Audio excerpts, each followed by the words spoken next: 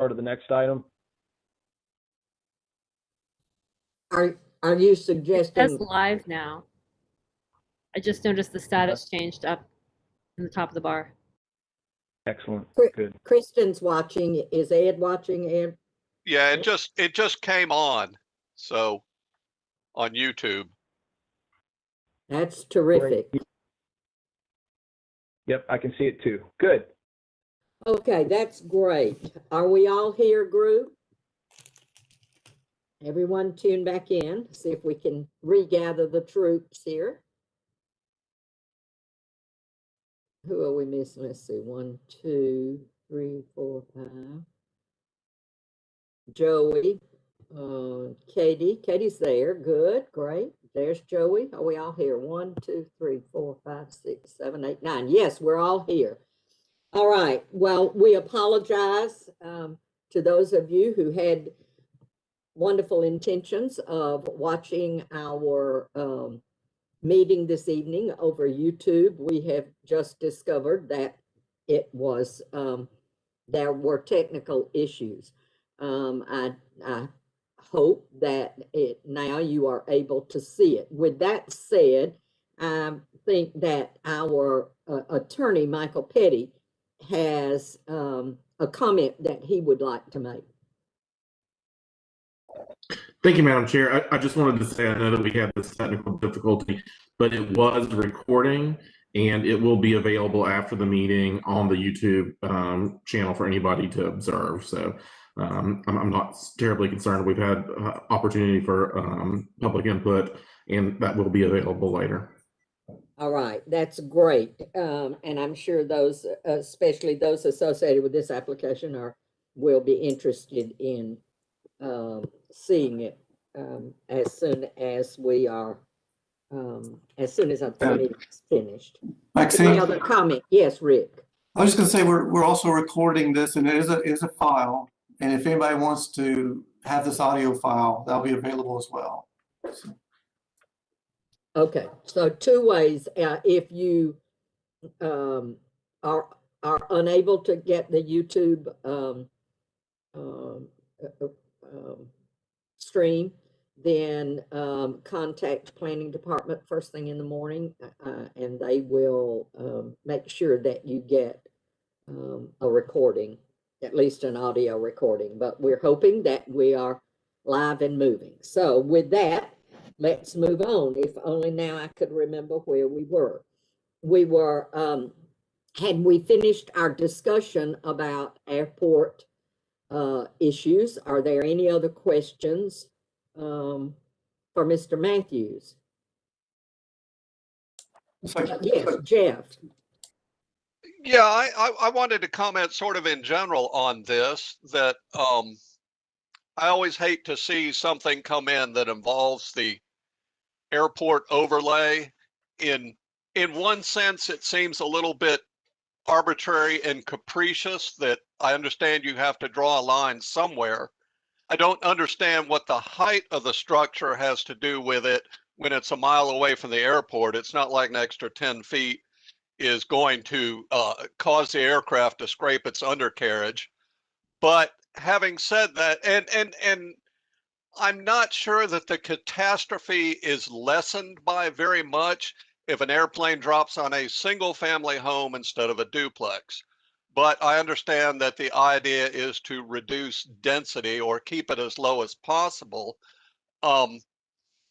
So I just always have mixed feelings when I approach these, but I do want to take this opportunity to say that the Athens-Clarke County has really missed an opportunity by spending millions of dollars on an airport that's in the wrong place and has clearly been in the wrong place for quite some time.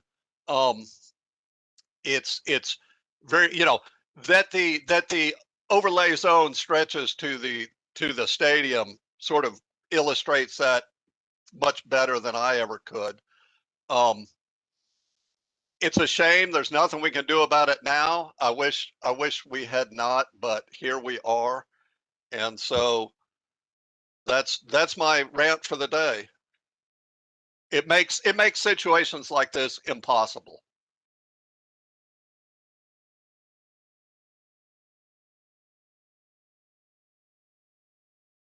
Maxine, you're muted. Sorry. I said, thank you very much, Mr. Scarborough, Ms. Rowland, and then Mr. Hall. That is exactly what I tried to say earlier, very articulately, that Bennett's Airport was put out there a long time ago, and it will eventually move. But where it is now and where FAA does its thing, they're doing what they're supposed to do. The airport authority is doing exactly what it's supposed to do. Thank you, Ms. Rowland. Mr. Hall? Yeah, in deference to what Rick said earlier about the mayor and commission wanting something more detailed than just votes in the minutes, I think it's just important to state for the record that denying this application seems to me to necessarily entail that we would deny any application in the approach zone other than a single family home, which wouldn't be an application because those are permitted as of right. So the ordinance sets out a process for people to apply for special use permits and for us to grant them based on certain considerations that are in the ordinance. And I'm not prepared to say that I would disregard those considerations and just defer to the airport authority in their recommendation for denial, because I appreciate Mr. Matthews' acknowledgement earlier that from the airport's perspective, they need to register their denial. Even if the city then approves an application, they need to be on the record as having said that they opposed it just to protect themselves from any additional liability. So I understand that they're here doing what they need to do, which is recommending denial. I think our job is to apply the ordinance standards and not to blindly defer to the recommendation from the airport authority. And so I'm not preparing to make a motion at the moment, but my inclination would be to permit this application because it seems to me as like a sensible infill project and like as low intensity a use as you can imagine in a residential, in an RM2 zone. One thing that I would like Mr. Matthews to correct, am I speaking? Yes, to correct or validate is Matt said in the airport overlay, anything other than a single family home.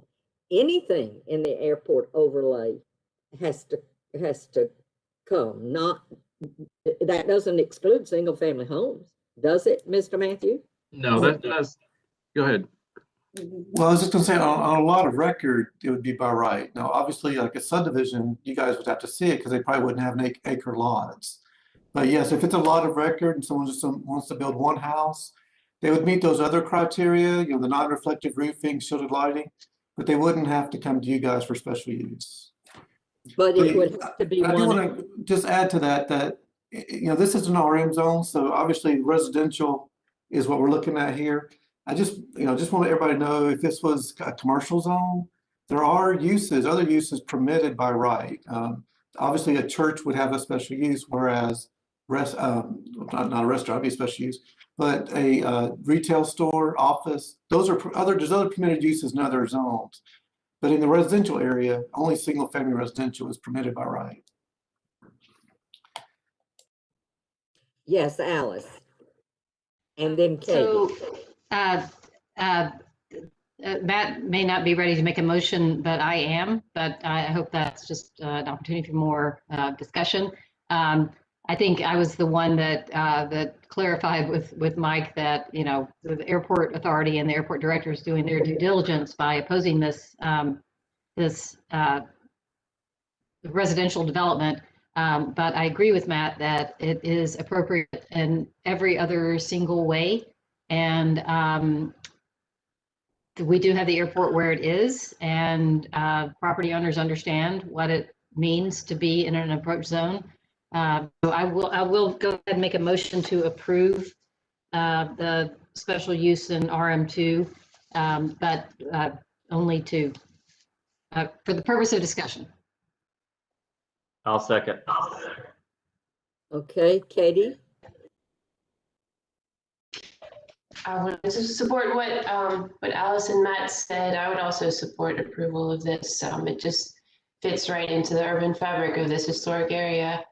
And there's a lot around it that, yeah, it's the exact same type of development. So I don't think it would really add more intensity to this area. So I would favor the urban fabric over the airport's concerns at this point. Other comments? I have a question. What address would this dwelling have? An Oconee Street address or a Georgia Drive address?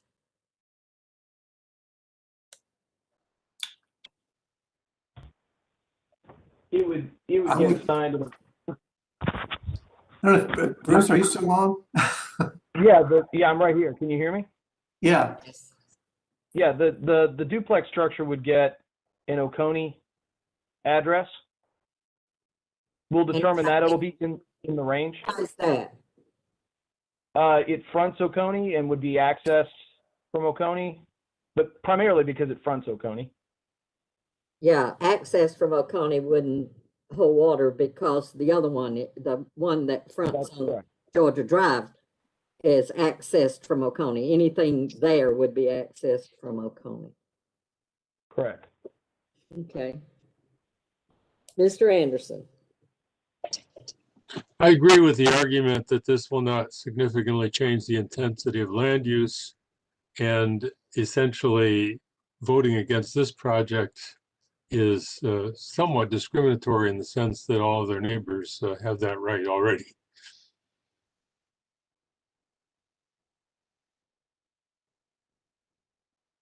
Kristen. I guess before we vote, I just want to go on the record that in general, I don't have a problem with the idea of this of development happening in this airport zone on this kind of lot. I think the issues I have with it are like, it's basically going to create a whole second lot by putting a fence across the middle of the property, having a house that faces a completely different street. It gives the impression that the lot has been divided, even though it hasn't. I do think the building is out of scale for the neighborhood. And this just kind of piles on my general mourn for this neighborhood. And I just wish that there was a lot of thought given to anything that new that comes into the neighborhood, just because things were built across the street not that long ago doesn't make this building now appropriate. So understand that's really what's behind my no vote in this. I have a couple of comments that I want to make if there are not any others. I agree with Kristen. I think the house is totally out of scale. A 6-bedroom, 2-story house with a roof that looks like this, that fronts the flat, huge part of it fronts the street. I think it is not in line with what is there. What is across the street was, after being denied by the Planning Commission, members of the neighborhood met with the architect and ended up with what's across the street, which is far more in line than this. It also seems, for me, I hate to be saying this because I do know that Mr. Armour has done some wonderful things, and I probably should have said that in the beginning, to homes that he's bought in the area. Some things on Georgia Drive and other places on the area, especially on the hill. He has done wonderful things with them. I think that he just has missed the point on this one. The house looks like it's sideways on the lot to me. I spoke with someone this afternoon and was expressing that, and we had a difference of opinion. And so perhaps a difference of opinion might suit with the rest of you all, but I read in the report that it is on a lot that's very wooded. Well, it's not, but I think that's because Mr. Armour has cleaned it up, and that's great. However, that's still in the report. Also in the report, it says that this parcel is mostly surrounded by other RM2 properties to the south, east, and west. Well, that infers that they are, perhaps I'm just taking it that way, that they are developed as RM properties. They're not. They're houses that have been there like this one since the 30s. These are old single-family homes, and so we're putting right in the middle of it a 6-bedroom, 2-story plus roof. It just doesn't fit. It's not in scale, it's, in my opinion, it's not positioned on the lot to look like the neighborhood.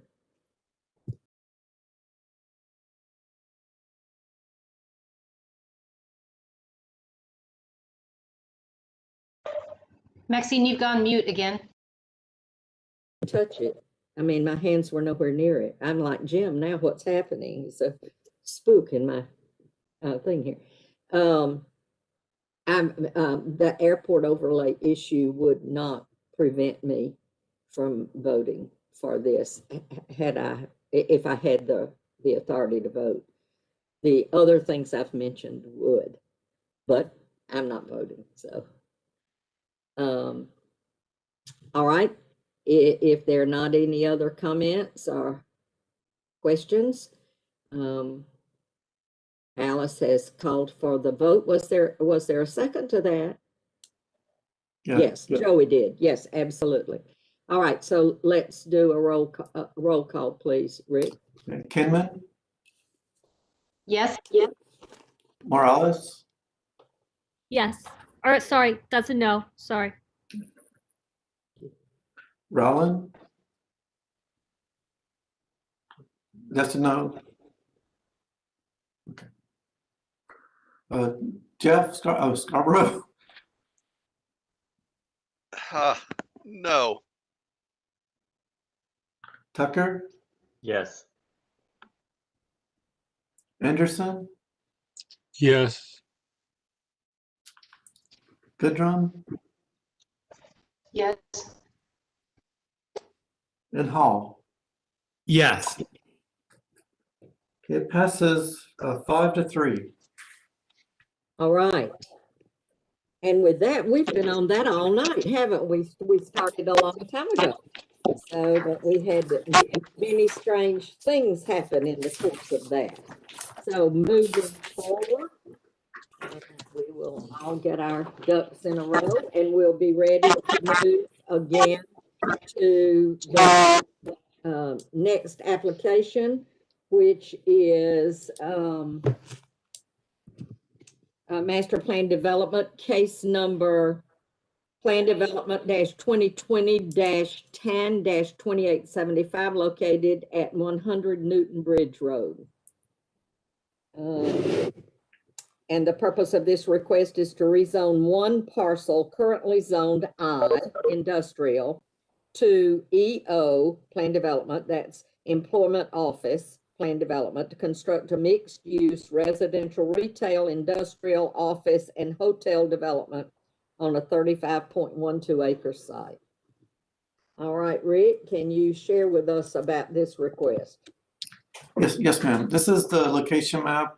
It's at the intersection of Newton Bridge Road, Dairy Pack Road, Barber Street, and North Case Street, and across from Paradise Boulevard.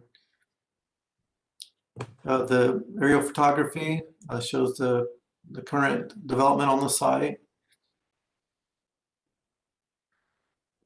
The employment future land use designation would remain. The zoning would change from industrial to employment office plan development. the site plan that was provided. And just to point out the uses real quick, we have some apartments here in the corner. We have Terrapin as well as I think a future Fairway call center. We have flex space here. There's a hotel at along Dairy Pack Road. And again, this is a plan development for mixed use.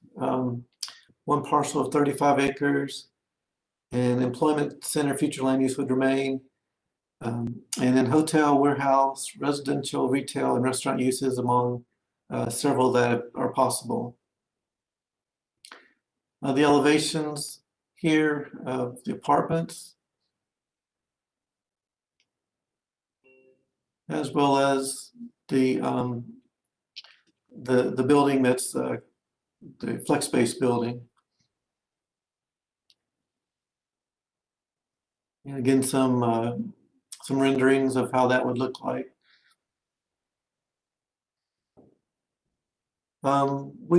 Staff is recommending a denial. It's one of those questions of flexibility for us with the plan development. There's always a question of how flexible should you be, and right now, one thing that we would like to see is a multifamily use be developed concurrently with other commercial development. Right now, there's commercial development on the site. The report talks about the next phase being multifamily, and is sort of ambiguous about future phasing. And we sort of want to make sure this isn't just a multifamily development, and so plan development. So also there's right now EO has a 20% limitation on residential square footage as compared to the total development square footage. The request is for 35%, so that's the waiver. We don't have specifically square footage. That would come out to 122,500 square foot possible. The traffic study mentions 168 dwellings, but we don't have any information about if that's actually accurate, because a lot of the part of the traffic studies is not specifically going to be exactly that. It's not binding as far as that traffic information. So to actually specifically state how many dwelling units, how many bedrooms would be nice to know. And then for plan development. And then because we are talking about mixed use, just making sure that we have adequate separation of incompatible uses. We're talking everything from residential to industrial and major entertainment. There's lots of uses possible, and where exactly they're going to go in relation to each other is just not known. Hours of activity to reduce potential conflicts. It's just not known. If we're going to have 24-hour trucking, we're going to have, is there a major entertainment event cutoff time? Since we're adding residents to an area that right now does not have residents, right now, that area can have, because it's industrial, it can have special uses with concerts and Terrapin holds a lot of events, and but we're talking about moving residents into an area with such a possibility, and so normally we try to separate the residential from such uses. So the tree management plan, we've got a conservation canopy waiver, and usually that includes some mitigation for that waiver, such as a little extra planting, which we don't have in this case. So that was our architect's comment. And then we have some maximum size limits. We have that for retail and restaurant. But there's 181,000 square foot of flex commercial. And so we don't know, that could be totally in some kind of major event entertainment venue. It could be food processing, it could be light manufacturing, it could be a trucking center, it could be a church. It's just a variety of uses, and unknown how they're going to interact with each other. There's just a lot of flexibility for plan development that we haven't seen usually. So That's the reason for the staff denial.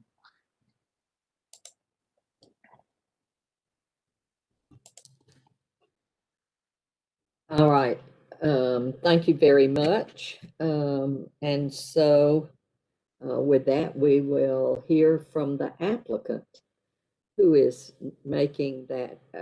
Mr. De Rojas, are you doing? I'll be presenting, Madam Oh, Chair. I'm sorry, excuse me. No problem. Hello again, my name is Ed Lane. I work with Smith Planning Group at 1022 12 Oaks Place. I am excited to be speaking on behalf of the General Time Project again. Since the last time this project was before you, we got, I think, a lot of good feedback from you all and staff, and so the development and the design team worked to try to implement as many of these as we could. And this included, in areas of changing the architecture of the buildings to include larger windows and just a massing that better fit kind of this industrial corridor. We also included exhibits that help to explain a little bit better the intent of the pedestrian connectivity, both within the site as well as some of the nodes that it connected to external to the site. And we did verify with the public transit department about the bus stop. They very much like the idea of putting a bus stop on this site. And we did confirm with Leisure Services about the trail connection on the east side, on that little dog leg that we call there. We also tried to clean up and make a little bit clear the table that is at the end, is the last page of our narrative report. It is correct in that there's a lot of moving parts here as far as how the flexibility worked. And so we wanted to clarify that table to show, the uses that are allowed in that flex space, the ones that are not allowed. And there's even a restriction for where some of those uses can only be on the kind of back of house, the loading dock area. And then some of those uses, the ones that are very traffic heavy, like retail, in restaurants, those had, and residential, those all have, unit amounts and square footage restrictions to those. And, I believe that the staff report had several comments on the environmental section that I believe many of those we actually did address, and they may have been missed, our revisions to it, but I'm not going to spend a ton of time there unless you guys need clarification. But so we agree with a lot of the suggestions and think that it's made the project better. But I did want to speak to staff's continued concerns about the residential component, and just wanted to reiterate that over the last 3 years this project has been going. And over $15 million has been invested here already in its redevelopment. And this did include an extensive environmental cleanup. This was a problem that had been there for over 50 years. And actually this year, beginning in 2021, a significant portion of the site has been delisted from the EPD database as a problem site. And so, we consider that a big win for the environment here in Athens, and wanted to mention that. And also, there's been over 100,000 square feet of that old building that's now been remodeled and going to be in use. So there have been already 2 phases of this development, and we are looking to take the next step with this steady incremental progress.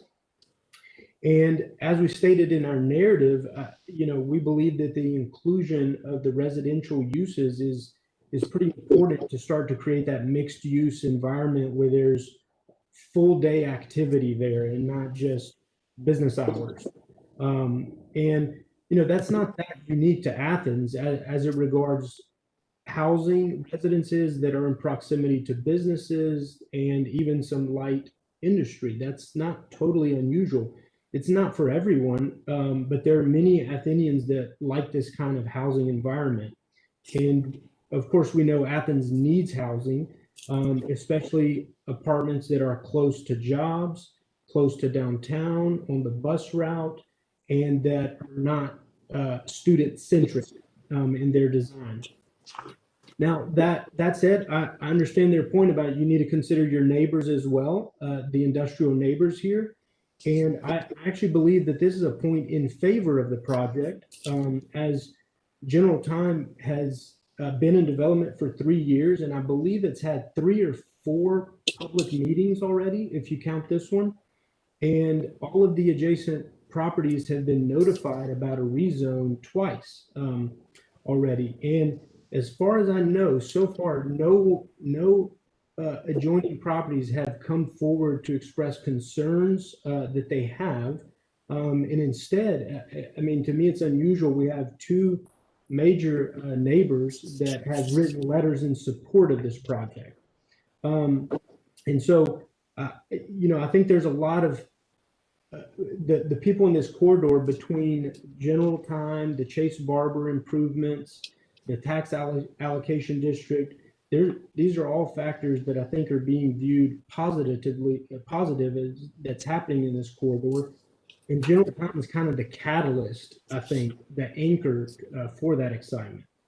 We're grateful for the flexibility that in latitude that planning has already allowed here.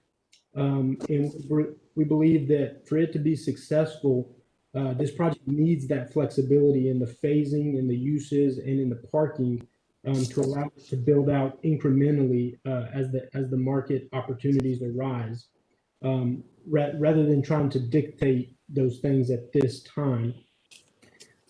So I think restricting the form, the massing, the scale, and the layout ensures that the big picture of General Time is binding, but the fine-grained texture will be determined by this community that eventually starts to occupy this space.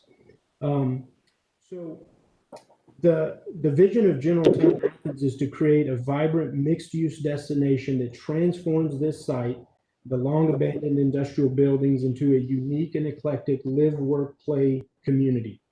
Over the last 3 years, a substantial investment in this vision has already been made, in, like I said, in the excess of $15 million. And we are only beginning to see the fruits of this effort.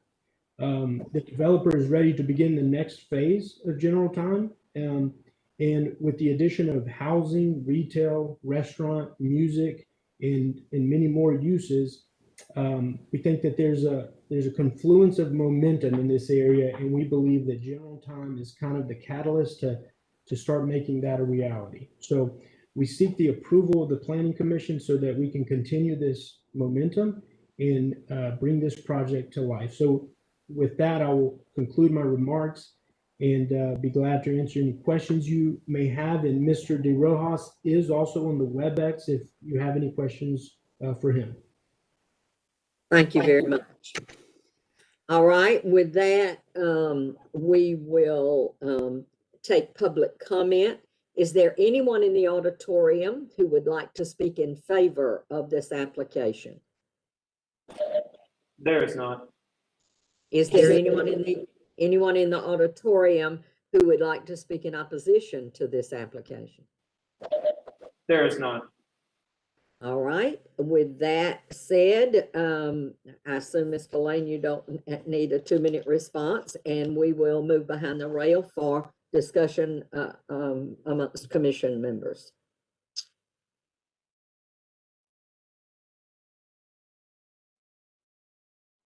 Kristen. All right, so I've been making some notes with some questions that I have. I did want to say I do appreciate the changes that you all made. I think the apartments look really cool. I had a question about the hotel. I know I talked about the hotel last time, and one thing that popped in my head as I was looking at the new designs or the designs is, and you know, if you can't say that's cool, but it made me wonder, like, would like, is there a plan for a hotel tenant? And if there is no hotel tenant yet, but there's plans for a hotel, would that design change depending on what the hotel would be? Or is the design for the hotel going to be like, this is set in stone, whoever comes in, this is what you're going to get? May I answer that? Yeah, whoever would be the best person to answer that. I'm not sure who should be answering Yes. that. So. Go with me. My name is Ricardo de Rojas. Thank you, everyone, staff and commissioners, for hearing, listening to our application and considering it. I live in Atlanta, Georgia. I'm a director of the Art and Companies, working with Ed Lane in partnership with Notting Development, proud owner of General Time. And to your question, Kristen, it's in concept right now, trying to make sure that the elevations and the architecture resonates with the rest of the development. But to your point, as we get a potential flag in the future, right now we don't have one, but in the future, as we get them, there might be some suggested changes so it matches their flag requirements, right? As they're somewhat prescriptive. But they are, I'm sure they'll be amenable, depending on what type of flag, they'll be amenable to use the prescriptive architecture, in essence, to work around it. But right now we don't have a hotel tenant yet. Okay.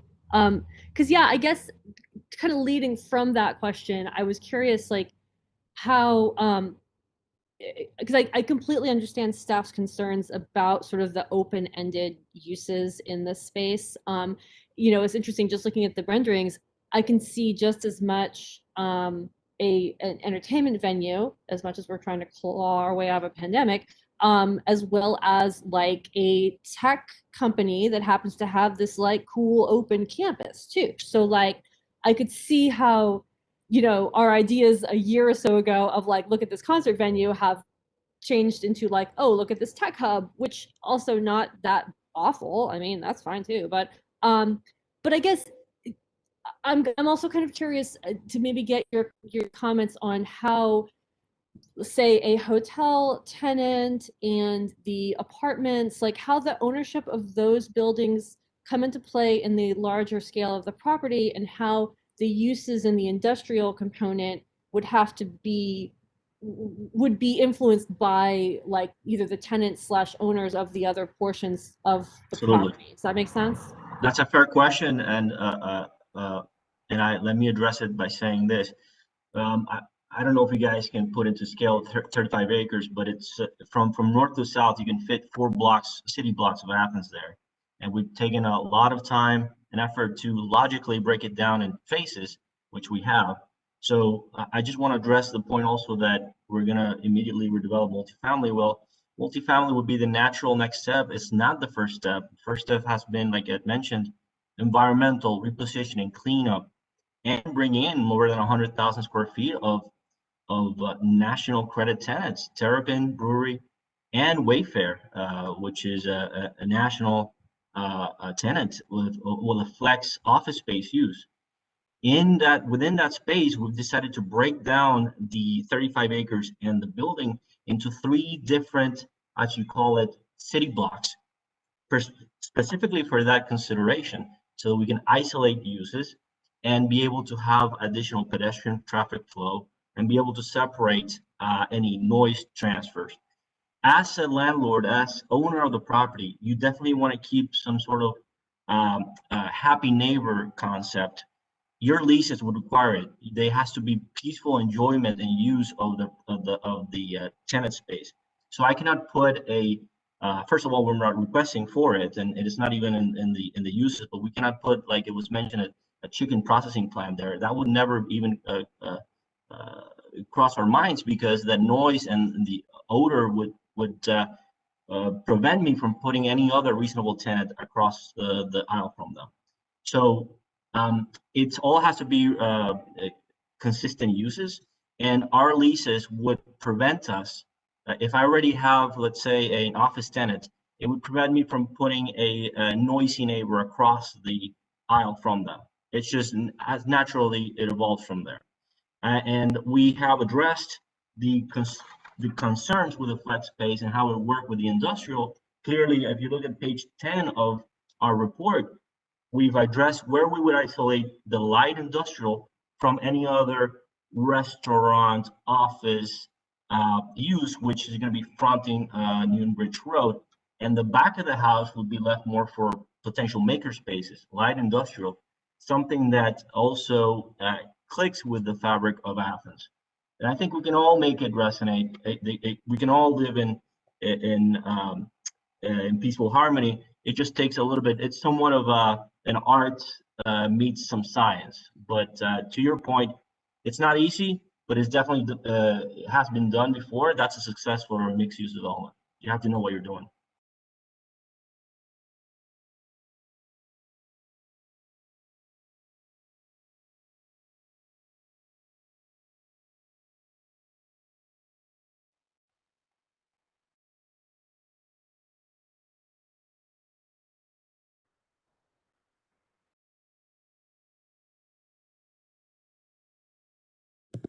Matt. Thank you. I wonder if I wouldn't mind hearing from both staff and the applicant on staff's first issue about the timing of the multifamily development. I understand from the applicant that that's your next phase and that makes sense to you from a development standpoint. And I'd like to hear a bit more on that. I understand staff's concern to be, and Rick, please expand on this as well, that if the multifamily all gets built before the other stuff, there's a concern that maybe the other stuff doesn't get built and this ends up being solely a multifamily project plus the existing Terrapin and Wayfair uses. If there's more to it, Rick, I'd love to hear that. But I wonder if the applicant can just explain a bit more, because I understand staff's concerns. And Mr. Lane, you said a few words in your presentation about why it makes sense to do it now, but I would just like to have a better understanding of why the phasing is important. The proposed phasing is important to the applicant. And so are you asking Rick to respond to that, or the applicant? Perhaps the applicant first, and then Rick, if you have anything to add to what's in the written report, I'd like to hear that too. Okay. Okay, I will address that. So we are just simply asking for no binding element on the phasing of this. So right now, I think there are people very interested in the residential component. So we're being upfront about like that very well could happen. But as Ms. Morales said, the pandemic happened, and who would have thought that would have happened in how you have to change gears there. And we just don't see why try to bind this other element when we know to get mixed use, we need residential, and we already have some of the office and warehouse uses. So we didn't totally understand how it helps Athens or for whoever's voting on this to restrict the phasing on it, versus we just view any further development that can happen out here would be work towards the favor of General Town becoming what this entire PD is, which is the ultimate goal. And so if the residential happens next, we view that as a step in that direction. If instead, one of the portions of that city block is actually the next phase, if housing collapses, which doesn't seem likely, then that would be a win in realizing the ultimate vision for General Town. So we just don't know how restricting the phasing is going to help what you're ultimately voting on here. But for the developer, it adds a pretty significant impediment. And so that's kind of where we are coming with. We're not being vague with the phasing. We're just saying don't restrict it, and let's see what happens next to get us to this ultimate goal. And I'll just mention one thing. Let's say the residential happens and then all you have is Wayfair, Terrapin, and the residential. I mean, the person who would be in most trouble there is Mr. De Rojas. Like, here he has Wayfair that just signed, this, he's got Terrapin here, he's got these tenants here, and this multifamily. Like, what incentive does he have to say, I'm done, That's all I wanted was some multifamily, and now I'm good. He has a whole rest of this site that hasn't been touched. I mean, everyone is incentivized to make incremental steps to achieve this full vision. We just don't know what exactly would happen first.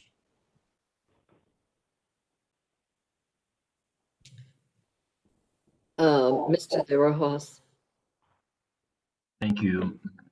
are you responding to the question, to Matt's question? Mr. Hall's questions, yes. I That's wanted what- to add, especially in its COVID times, I want to emphasize that, as you all know, restaurants are closing, they're not opening, offices are contracting, not opening leases. It's a very difficult time. So we just ask for this reasonable flexibility and explaining to the team that the market needs are right now, the market interest is on multifamily, which we happen to have the ability within this plan development to provide it, which would be accretive to the overall ultimate plan of completing the vision of our plan development of general time. So thank you, Ed, for that. Other questions? Rick, did you have any thing to say on that subject? Well, I guess just as, I don't know, to me, it's not a planned development because we have no idea, except for the apartments and a possible hotel. We have no idea what's going to go on with the rest of the property, and the uses vary widely, you know. And so we do have on the back of the buildings where the manufacturing would go.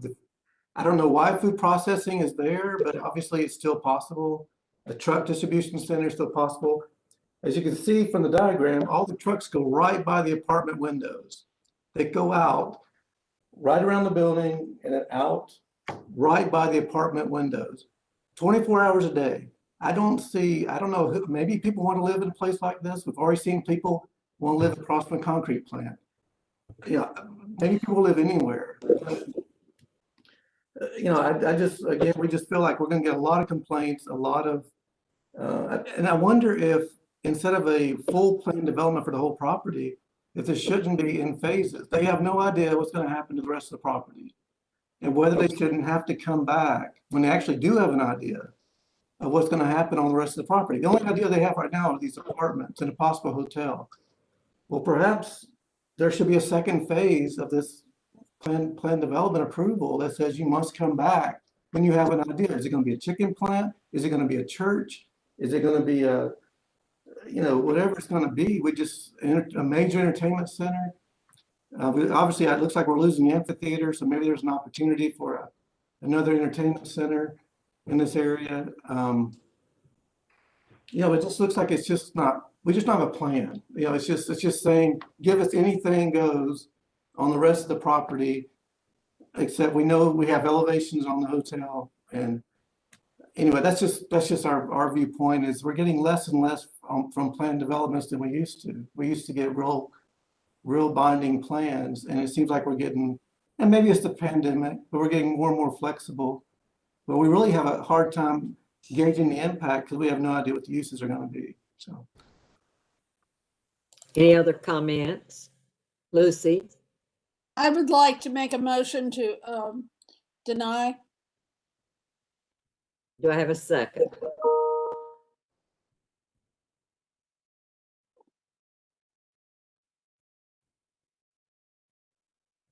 Okay, I think your motion dies from lack of a second. So let's continue with discussion.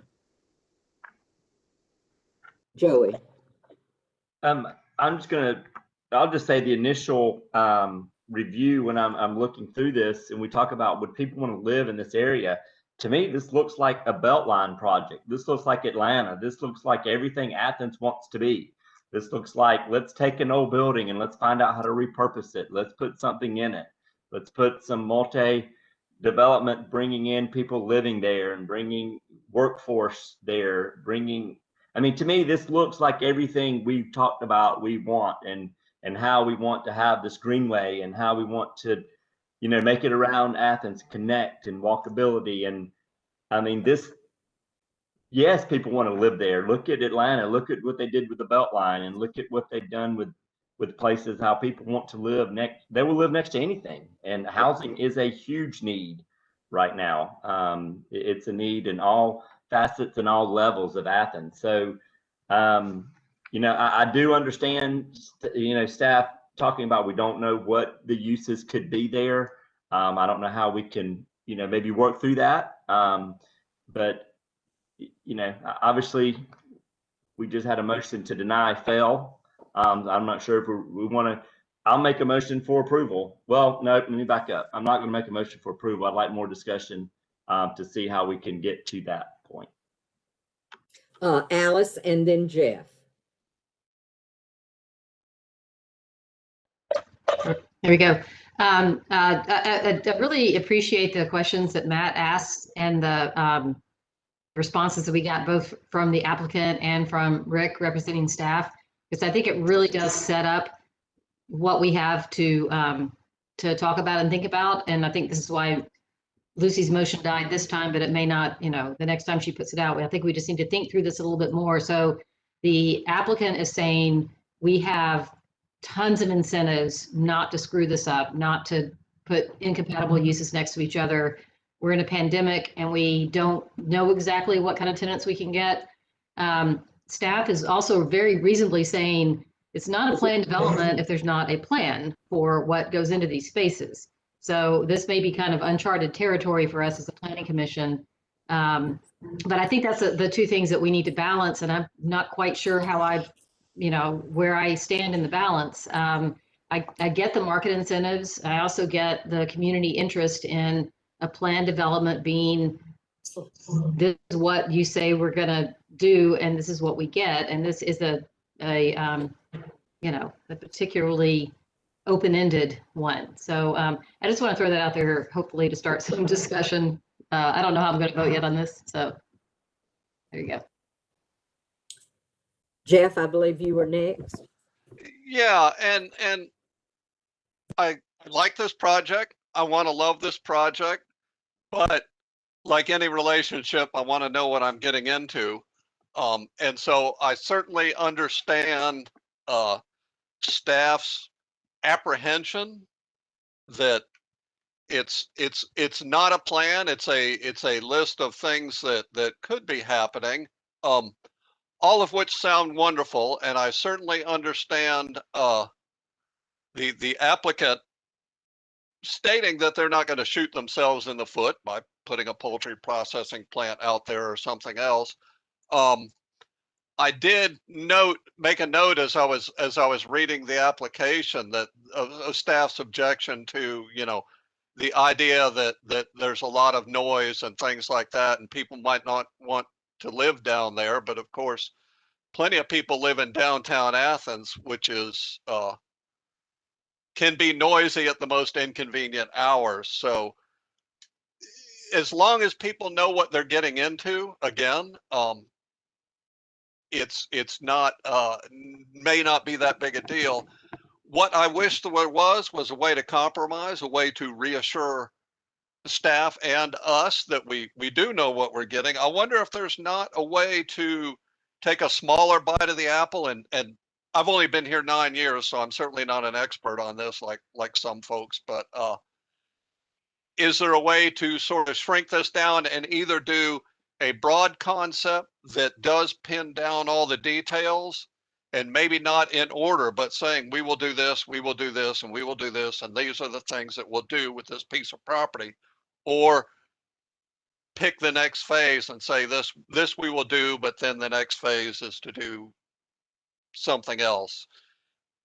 And so, and maybe I don't understand what I'm looking at here, and maybe it already says that, but that's kind of how I feel. I understand the apprehension. I want this to work. I want it to succeed. As Joey said, I guess that this does look like a Beltline thing, you know, access to the Greenway. I'd love to start at my house and ride a bicycle all the way out here and do something. So it's very attractive, but we don't want to go down the wrong path, and we don't want to get caught up in something we didn't intend.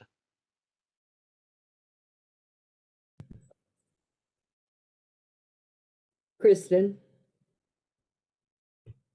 So, I one more technical question, I guess, about the apartments. Because I've been looking through the materials again, and I'm just not. I guess I'm not seeing like. Is there a count for like the bedrooms and bathrooms? Because I'm very sensitive to these 3 3s, 2 2s, da da da. Yes, I'll answer that.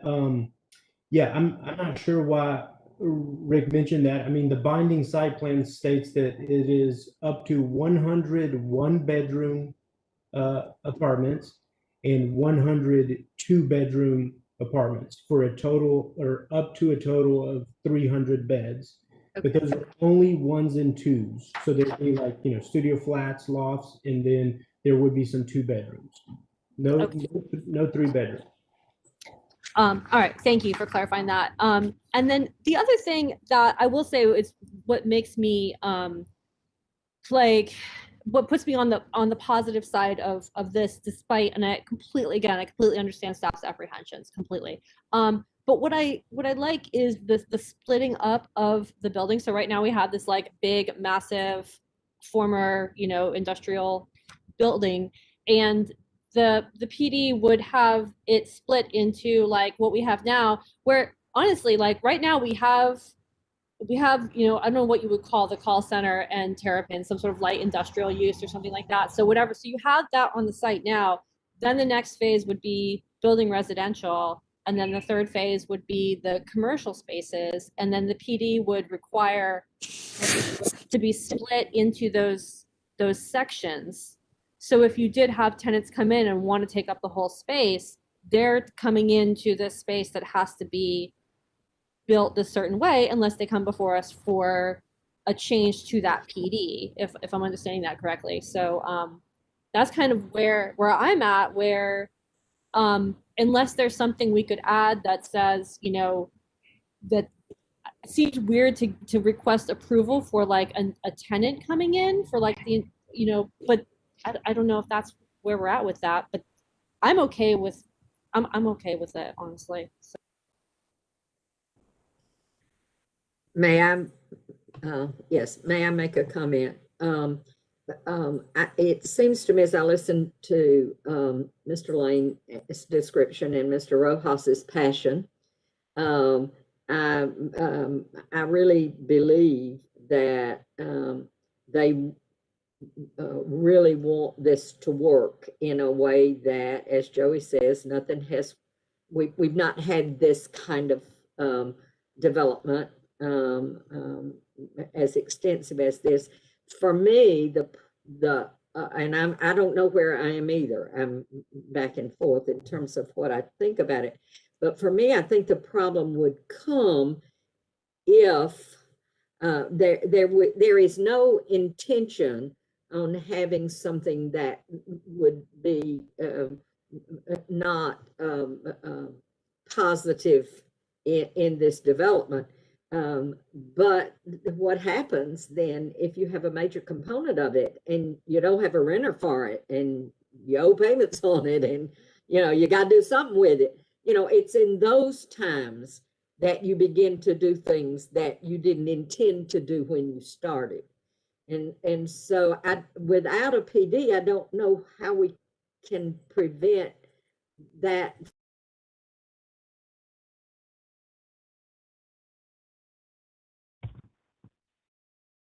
Maxine, you just went mute.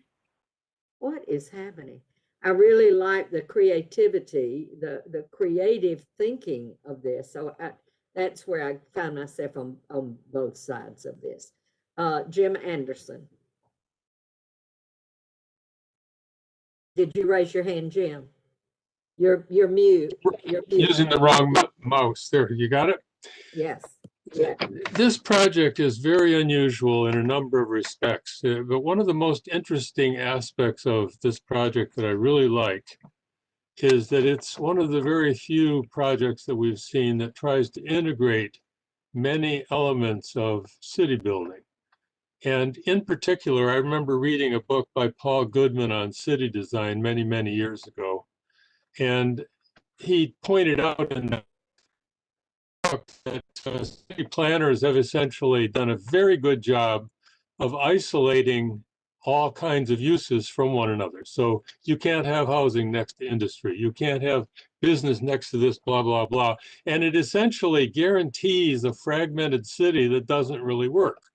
The thing that's really beautiful about this project in my mind is that putting the housing adjacent to employment gives an incentive to bring workers in to work there.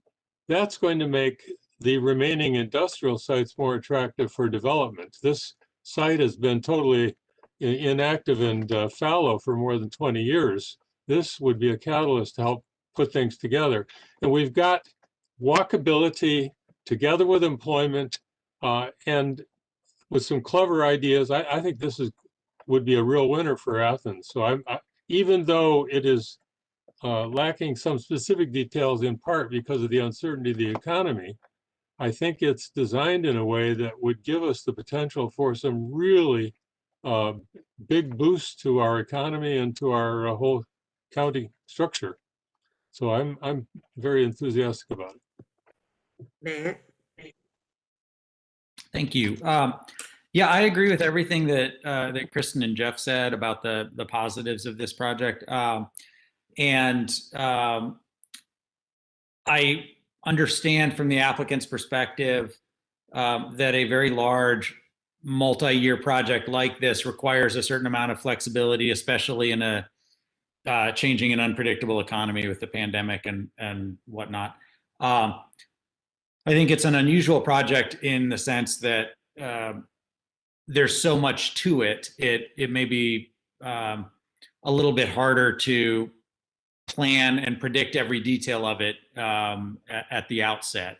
But I understand staff's concerns about the vagueness because staff is, doing their job in identifying problems and how this could go wrong. But I also believe that, I take some comfort in the fact that the applicant has every economic incentive to do everything they can to make things go right. It strikes me that restaurants will want to locate there when there are 300 bedrooms occupied by people living there who might walk downstairs and go to the restaurants. And so, more people will want to live there, and the apartments will have lower vacancy and higher rents when there are delightful restaurants and cafes there. So I think all of the components of the project, including the jobs, work together to make it desirable as it gets developed. And I'm comfortable with the applicant's vision and the sort of unusual reasons about the project, just given the scale and the scope of the project, why it requires maybe a bit more flexibility than we are in the habit of giving applicants. I think this project is unusual and ambitious, and it is very, I think, as Joey said, very kind of Beltline-like, and it does, I think, appeal to a certain demographic that there's not enough, to satisfy that demographic currently in Athens. So I'm prepared to support the application as submitted.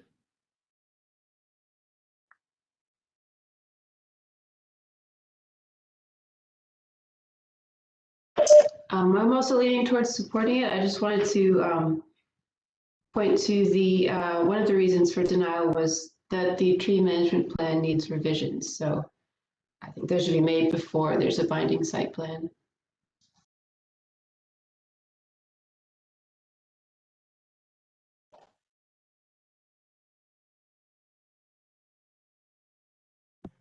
Other comments? Lucy?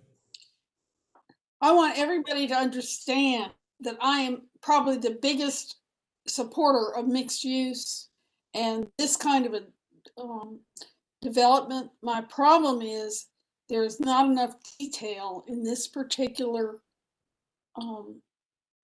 design, or excuse me, this particular discussion that we've been talking about. And that's the only thing that bothers me about it. I'll go ahead and support it. But my feeling is we are walking into some very problematic areas when we say it's okay to just say we're going to approve something without having detail and a plan development. Plan developments are exactly what they're supposed to be, plan developments.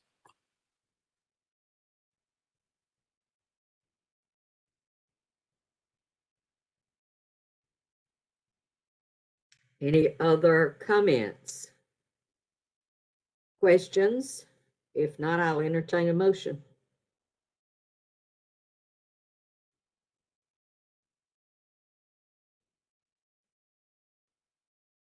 Ms. Kinman? Ms. Kinman? I'm sorry, I was doing this thing like, come on, guys, a bunch of you spoke for it, so why isn't someone making a motion? But Jim raised his hand, so I think he's going. Yes, I saw him immediately after I called on you. Yes, I would like to move that we approve this project. I'll second. Okay, and we had 2 or 3 more.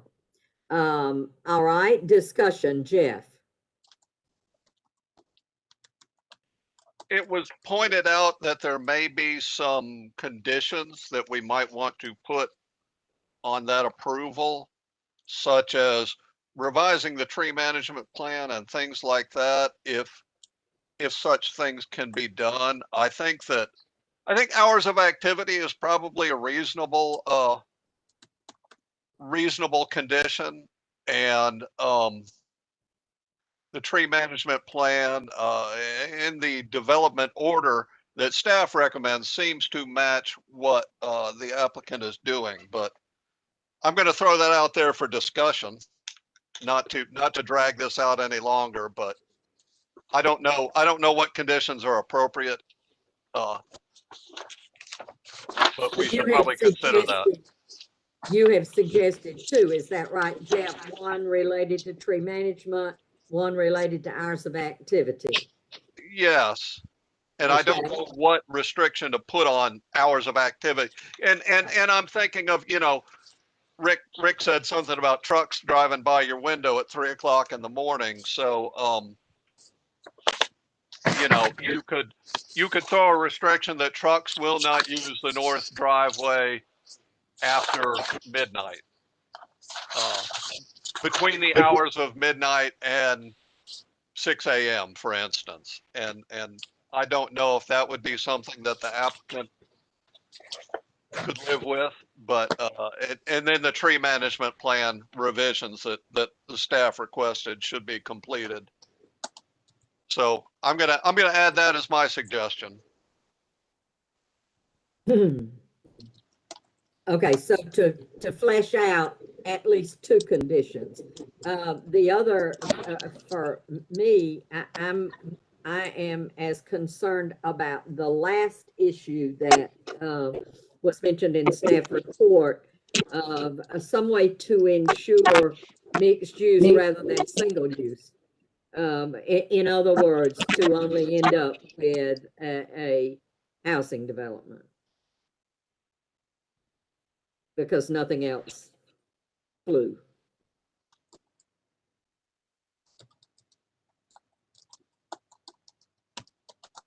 Alice?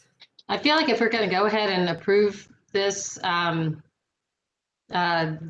even with these loose plans, we're basically tacitly accepting the possibility that the market economic forces may cause us to end up with more housing, if that's what's called for, as opposed to more commercial. So my willingness to support this really is based on basically my accepting the argument that there are so many incentives to make this the way that the developer wants it to be, that we have to accept that the economic forces may change the plan in ways that would still be consistent with the PD.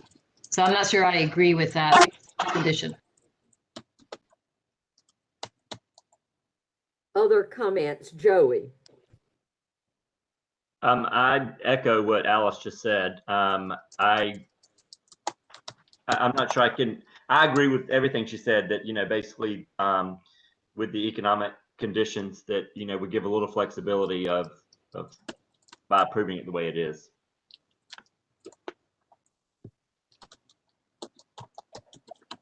Other comments related to conditions, Matt and then Alice. No, I'm sorry, I just wanted to clarify real quick, Maxine. I'm sorry. I'm so sorry. Just based on Joey's comment.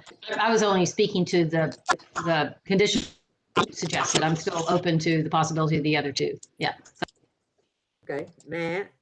Yeah, I just wanted to say that the other two that Jeff mentioned about hours of operation and amendment to address staff's concern about the tree management plan sound totally reasonable to me. And if it's, I don't know if at this stage it's procedurally appropriate to ask the applicant for comment on that. But if they have, if they have no problem with those proposed conditions, that might be helpful to our discussion to know that.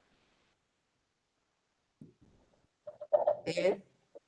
Yeah, sure. I can respond to that. So to the tree management amendments, Jim, you need to mute again.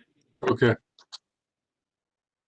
To the tree management points, we will gladly accept that condition. In fact, we believe we've actually addressed all of those already in this application. So all of those points are correct. We're not in our original, our preliminary master PD. But this, the final master PD, we have addressed those. We have the diversity of tree species, the raised crosswalks, the large canopy. Just I could go one by one. We've addressed those, and we spoke to the arborist who made the review, and he said, anyway, we will accept that condition with no problem.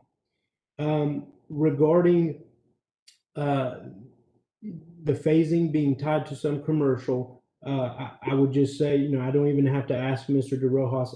We do, would not accept that. And I'll just briefly elaborate why, we've already spoken about that, but a complication that it adds is there would likely be two different contractors that would do that work. Like if they have to be concurrent, that's a hard thing to do now in terms of doing all the engineered drawings, getting that permitted, because now the timing of both those construction projects have to end at the same time and be activated at the same time for it to be financially feasible. Or if the commercial finishes 6 months ahead of the residential, both of those projects are dead for 6 months, until this condition can be met. And I mean, if you've kept up with 100 prints and how slowly that moves, it's just difficult to do. But anyway. Another condition, if I could ask you to speak to, is hours of activity.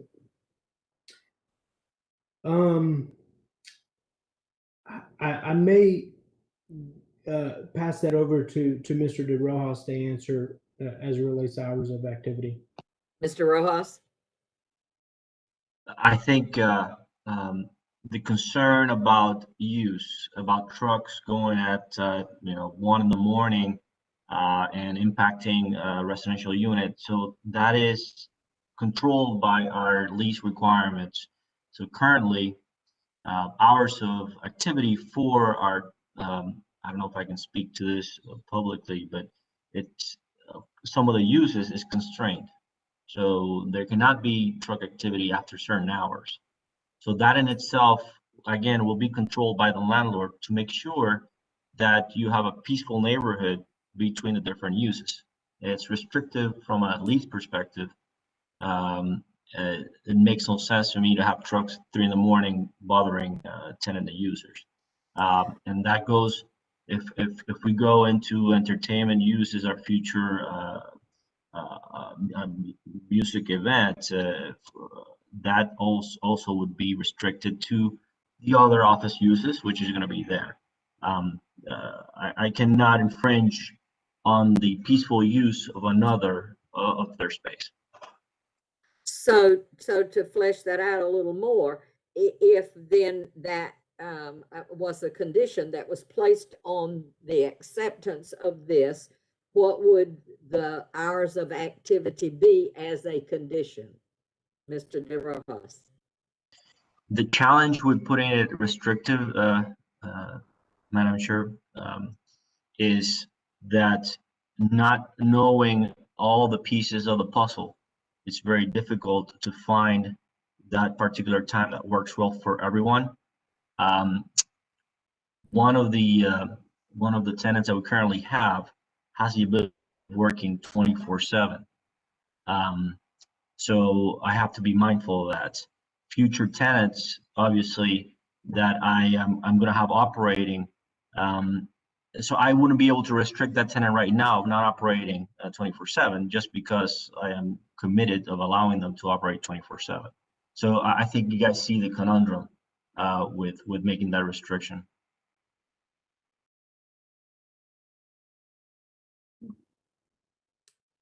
Rick? I was just going to mention as far as the tree management plan, the only part of it binding is regarding the conservation canopy waiver. So we did have a change of arborist. Mark Beechuk wrote the original comments. Aaron Hall's now our arborist. I think Ed may have talked to Aaron. The main thing Mark's point was that normally with mitigation for a conserved canopy waiver, normally they go a bit beyond the normal planted canopy percentage. And in this case, they're right at the 40%. So that was Mark's point. However, Aaron is satisfied that they're, with the conserved canopy waiver. So we just had a change of arborists. So I think we have two different ideas on that. But yeah, I don't think there's any reason to go through all the different standards. It's just a matter of whether they should provide a little bit more canopy beyond the total planted to 40%. That's the requirement, or just stick to the 40%. So if there any mitigation beyond the 40%. So that was the only question. The rest of it will have to be handled because there was no waivers for the other standards, so they'll just have to be met. So. I'd like to ask a follow-up to Mr. De Rojas about your response about hours of operation. So am I hearing you say then, Mr. De Rojas, that if a tenant says, but I have to work 24 hours a day, then you just let them, regardless of whether they wake people up or not? I mean, yes. No. So I just want to clarify that if there's going to be a 24-hour tenant, obviously their operation cannot infringe on others' peaceful use.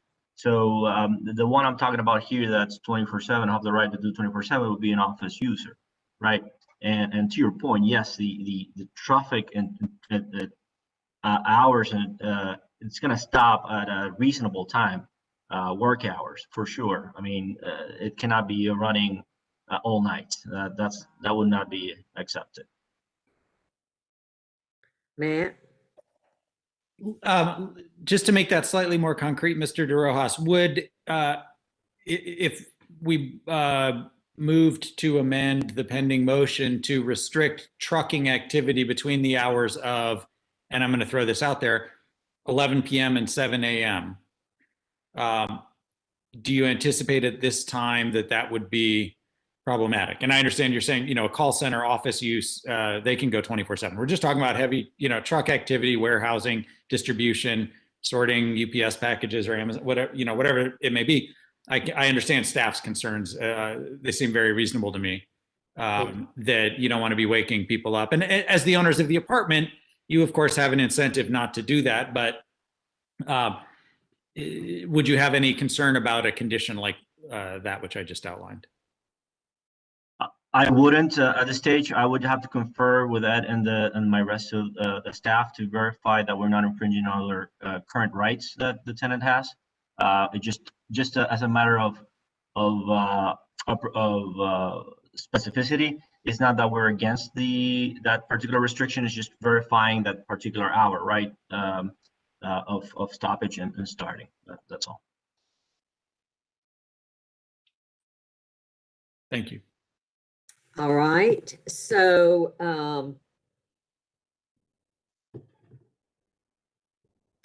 we are now at the point of considering conditions. Where are we on that subject before we move on to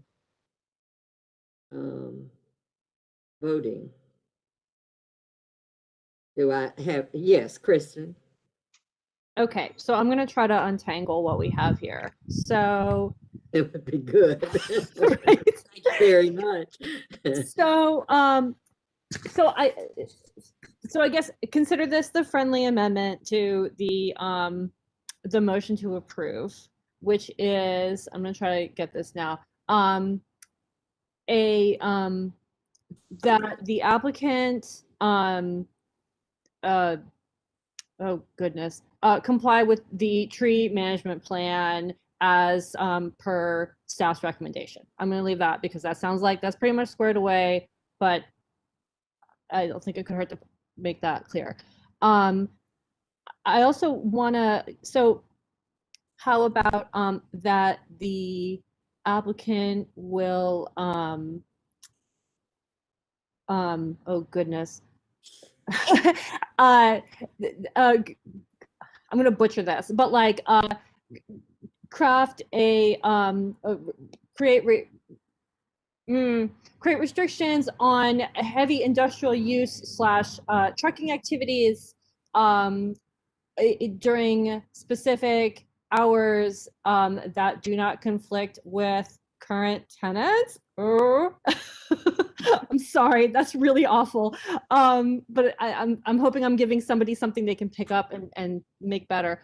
And then I also wanted to just clarify, because I'll be honest, there's been some talk about how this isn't a binding plan, but I feel like what we're looking at is something that has 2 apartment buildings, a specific office / industrial use in the middle, and then a hotel on the south side of the property. And so I just want to clarify that to me, that's like, there are specific uses.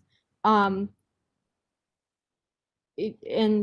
I guess we're saying that if it happens that that middle portion would be residential, is that something, but that wouldn't be part of the binding plan, right? Like that's industrial office use in the middle. Is that correct? I'm sorry, this is not.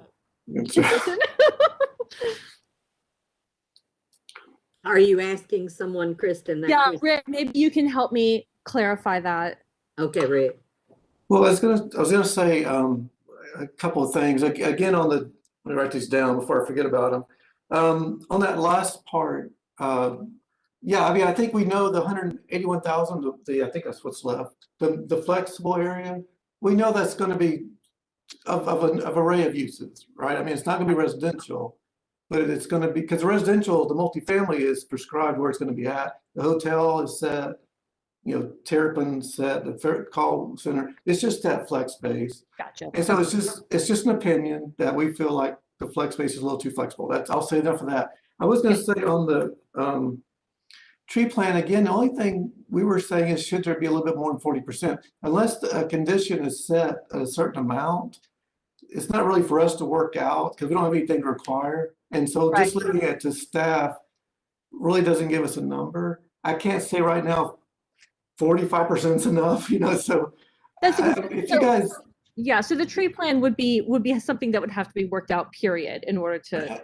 And I do want to point out on that end, again, our current arborist is fine. And you do think about, they are adding a lot of trees this site. Obviously, it's an industrial site. We're getting a lot of trees. Yeah. So we were trying to cross some T's where I thought it might be easier to before I got to the more difficult part. The one thing I was going to ask, we're trying to set hours of operation about the apartments. And I was wondering, and this is something for Mr. De Rojas and Ed,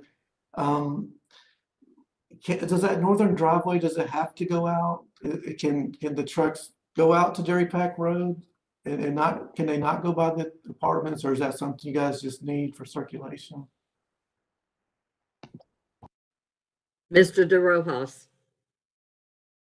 Yeah, the intent was to isolate that northern portion, which was an industrial flex and commercial, and give that truck activity for Terrapin, isolated from the rest of the development. It gives flexibility. Okay. What we're talking about hours of restriction, I think, if I may add to the conversation, so that I don't step on my toes, I think we can suggest, and Ed, correct me if I'm wrong, so that we're not maybe it's 12 to 5, 12 midnight to 5 in the morning that we get to restrict, and that should be sufficient. And I think that's consistent with the hours of operation of our current tenant. So we can work around that. But we would want to have that. We wouldn't want to close that road at all, because that'll give us flexibility for traffic flow on the rest of the master plan.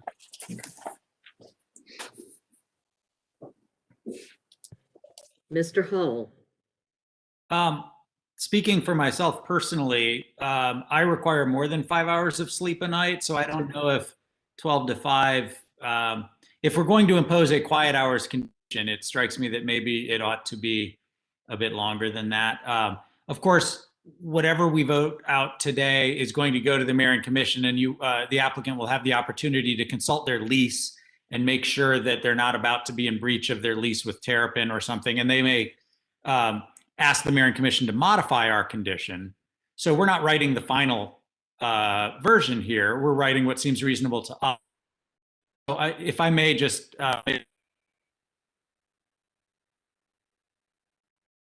pending motion, I would just suggest, it sounds like the tree management thing is covered. And so I would just, and Alice, it'll be up to you if you want to accept this amendment. But I would just add the condition that quiet hours be observed between midnight and 7 a.m. With respect to noisy transportation or industrial activities.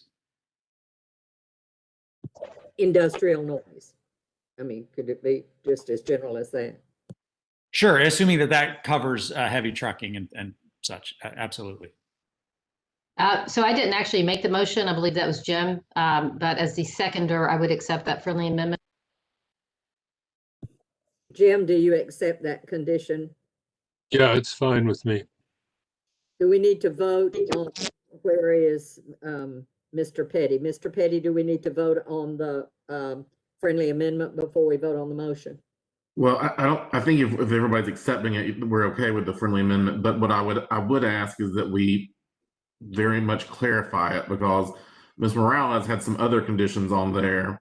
There's regarding other things. So let's just make sure we know what it is, what the exact, is it only the thing about the noise?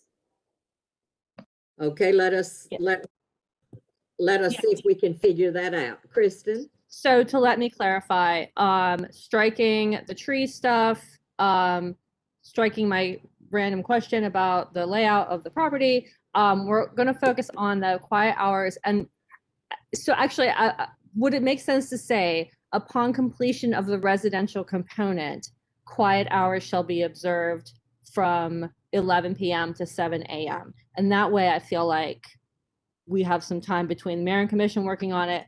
That, you know, there'll be time before it's constructed. So right now there's nobody living there. So this is not an issue. And then we can work out the details as it goes forward. That's my okay. So we're playing with that condition a little bit. I think Jeff wants to speak to that. I just wanted to add the words "on the north access road" to that condition, so that we don't prevent access to other non-residential portions of the property. Yes, Rick. I just wanted to ask Michael, our attorney, a question. Michael, are you do you remember the hours of the noise ordinance? Because I think we're maybe covered, at least as far as the noise ordinance goes, you know, a certain volume, sound volume. Well, yeah, it depends on the zoning, and it depends on the type of volume. So this would be, you know, more specific. So this would be, it would also have to comply with the noise ordinance. Yeah. Okay, so we do have a noise ordinance, but this may be adding, complementing that. So, okay. All right, so I need someone to state the condition that's being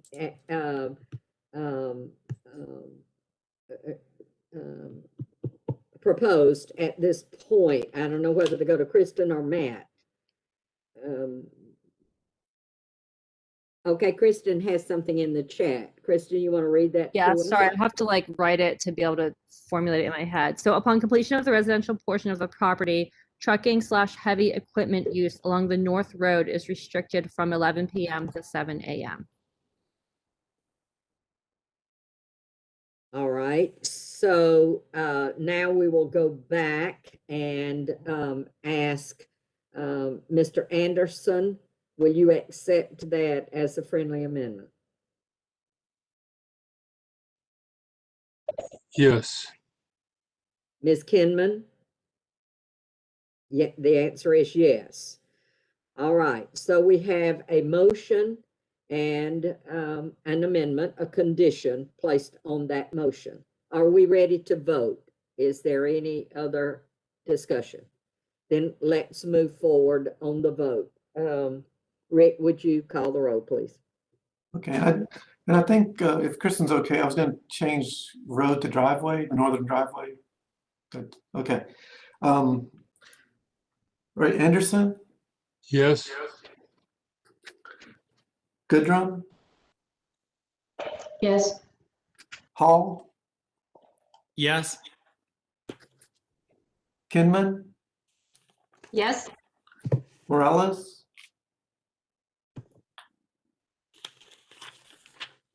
Yes.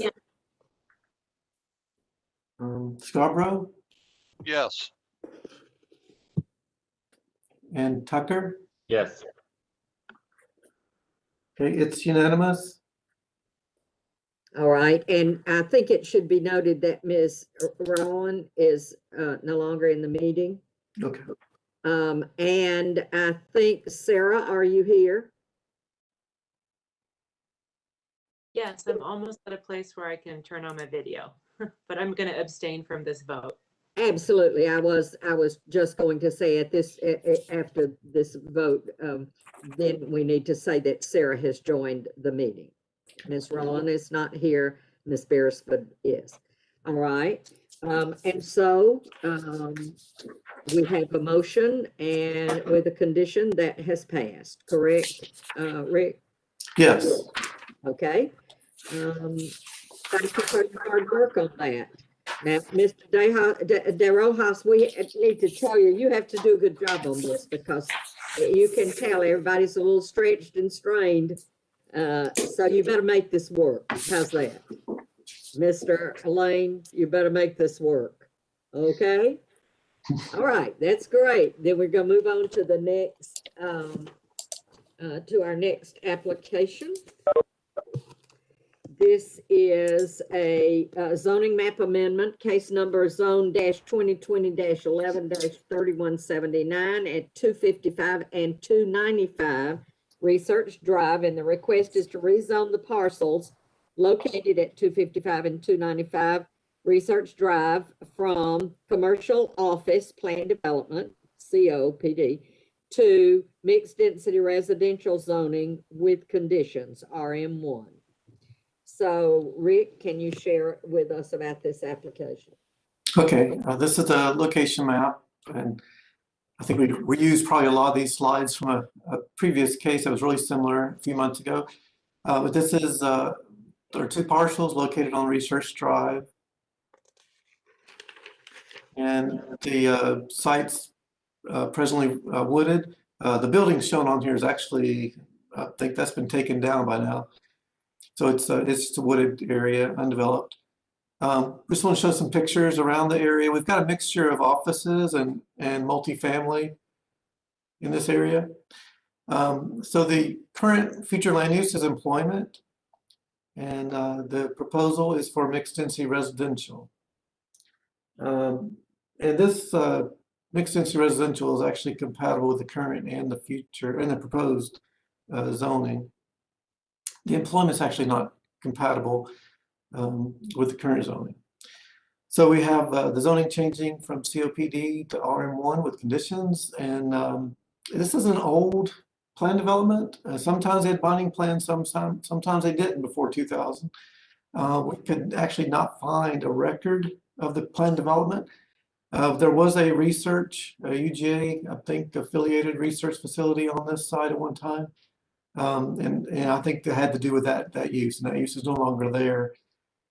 So the proposal is to go to RM1 with a condition, that condition being a binding plan.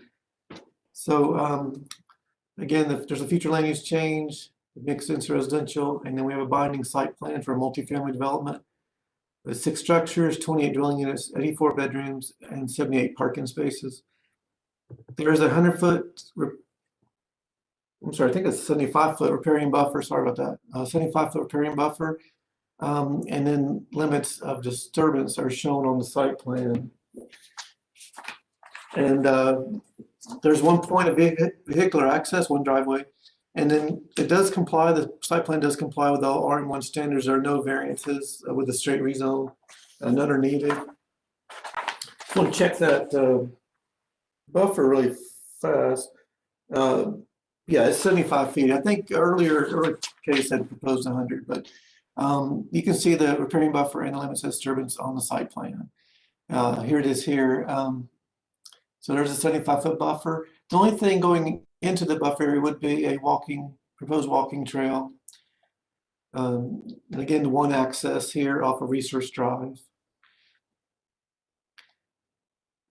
So staff, we're fine with the future land use change because it actually matches up with the current zoning. However, if that is confusing, that certainly can be to approve one and not the other. We are recommending denial of zoning.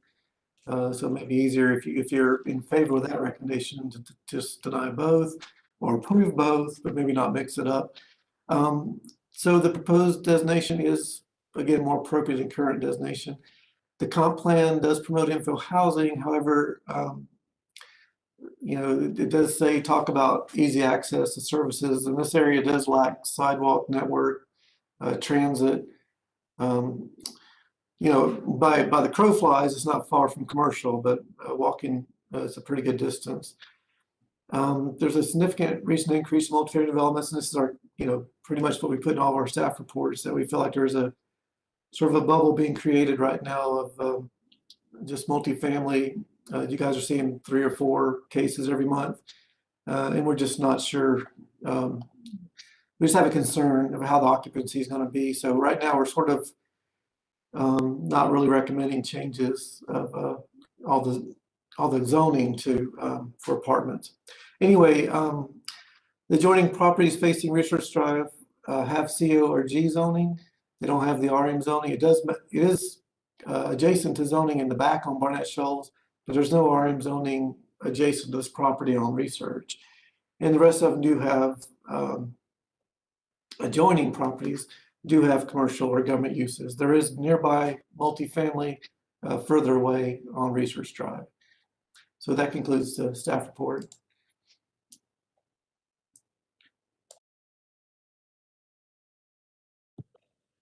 Thank you very much. We will now move to hearing from our applicant. And may I ask who, Mr. Kuhn, are you doing that? That's correct. Rick, do you have the PowerPoint for us that we can run through? Mr. Kuhn, would you tell the commission who you are and what you do? My name is Jeff Kuhn. I'm a principal with Stratus Development Group. We're the applicant for 255 and 295 Research Drive. Thank you. Thanks for having us tonight. Put together a quick slideshow for everyone. So our group's been looking at this site for 3 years now and feel its potential as a residential development has more merit than any other proposal that has been presented in recent memory. Another group had proposed a large bedroom count student development here last year, but do make no mistake, we are not that group and this is not that proposal. Next slide, please.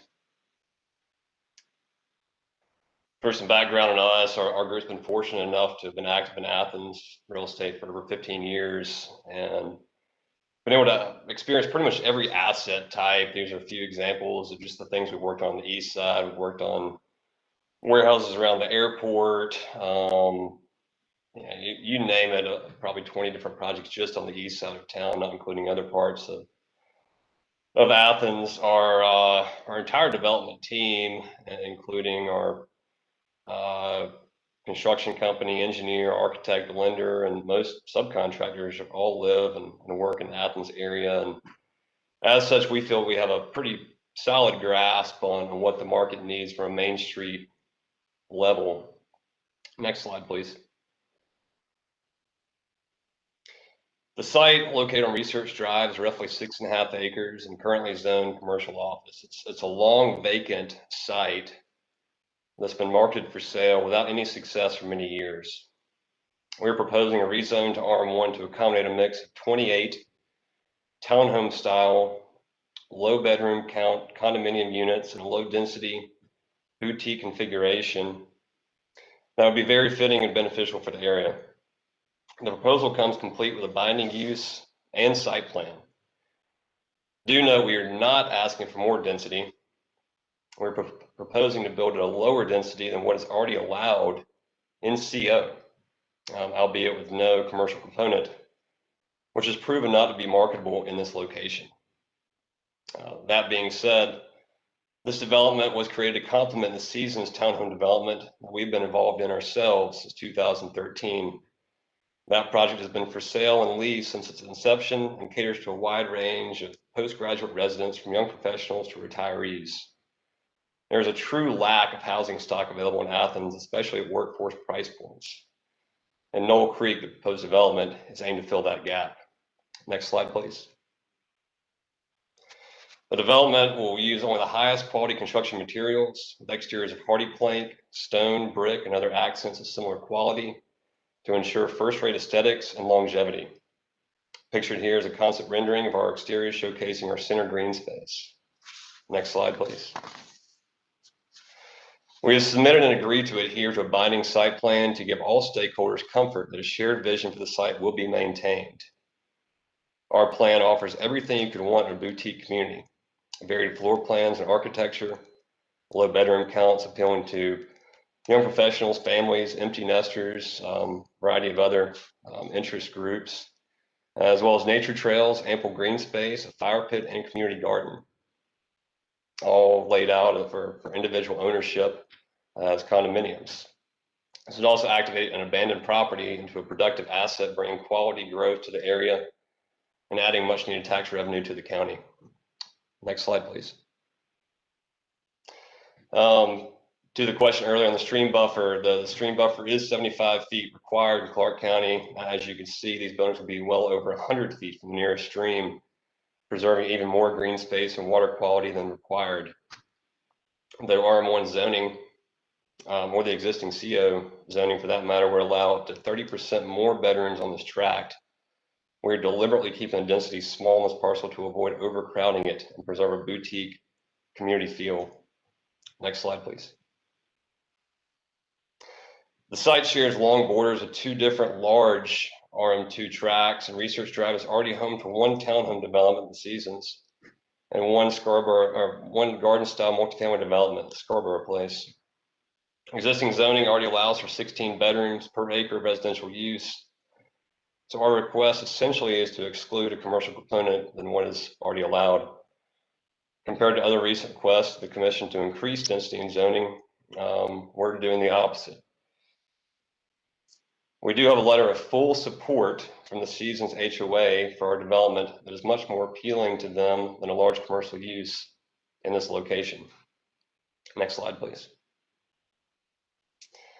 From our experience in the area, there is very limited demand for new office developments, with over 300 commercial acres currently available on the market across the county, and about 250 to 300,000 square feet of empty office space, with probably more coming online soon. For example, I've personally been looking for office tenants for Somerville off Jennings Mill Road for years now, which has been vacant for 20 years. Conversely, the area is very popular for residential uses due to proximity to Barnett Shoals Retail, UGA South Campus, the Loop, bike lanes, and it's even walkable to the YWCA across the street. The proposed use would be much less taxing on the environment and road networks compared to an office use with density already allowed via code. In addition, future land use designation employment campus is in contradiction with the current CO zoning and creates an isolated use along a residential heavy corridor. Next slide, please. The site will be able to tie into and better activate existing sidewalks and bike lanes that run the length of Research Drive and College Station Road. There may have been a mistake in the staff report there. In addition to those pedestrian transit options, a little over 500 feet from the site, the future Greenway Trail extension, which is already funded, will provide residents with access to newly opened Greenway Trail along the North Oconee River that connects to South Campus, the Firefly Trail, and expanding Greenway Trail network. There's also multiple Athens Transit bus stops within a few minutes walk of this site. Next slide, please. Here you can see just an example of the sidewalk network already tied into the site. Next slide, please. This shows the bike lanes already running along Research Drive to connect with College Station, Barnett Shoals, as well as 3 different Athens Transit stops within about a 6 to 8 minute walk from the site. Next slide, please. We've spoken with several stakeholders in the area. The only complaint or only concern we've heard from anyone is possible increases on rush hour traffic. So we did a study here on what traffic might look like if this was built out to current CO zoning standards.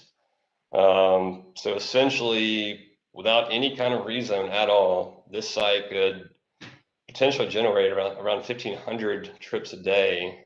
Meanwhile, we're proposing is about 186. So far, far, far less taxing on anyone. Plus, these would be spread out throughout the day and not just condensed on rush hour.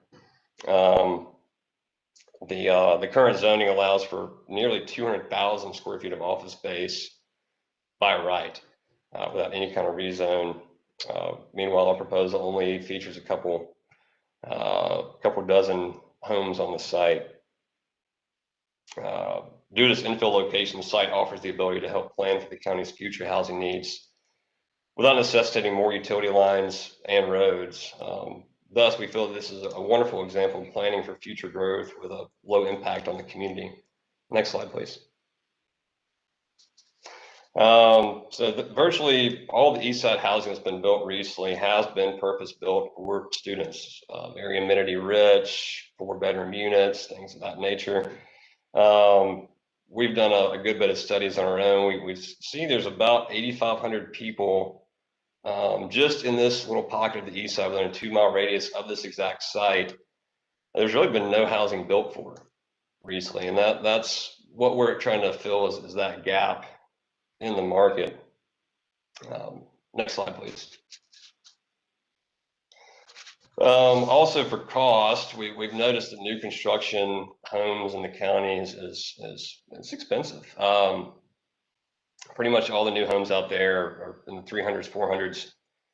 The average price of a new construction home right now in Clarke County, we looked this up last week, was $439,000. We're aiming to be in the mid 200s for this. And as of last week, or actually this week, when we ran the numbers, there's only 121 homes for sale in Clarke County on the Athens MLS. Looking at how many homes were sold last year, that's only 1.01 months of house supply. So a huge lack of housing right now. Next slide, please. So to wrap it up, we believe our project offers the highest and best use for the property when taking into consideration the zoning compatibility of the surrounding properties, community support, low impact on the existing infrastructure and environment, connectivity to nearby retail nodes, and an underserved target market. Next slide. In summary, I cannot think of a better site for residential use in the county. We humbly ask for your positive consideration of this proposal, and if acceptable, would welcome the opportunity to work together to deliver another quality product for Athenians to enjoy for years to come. Thank you again for your time.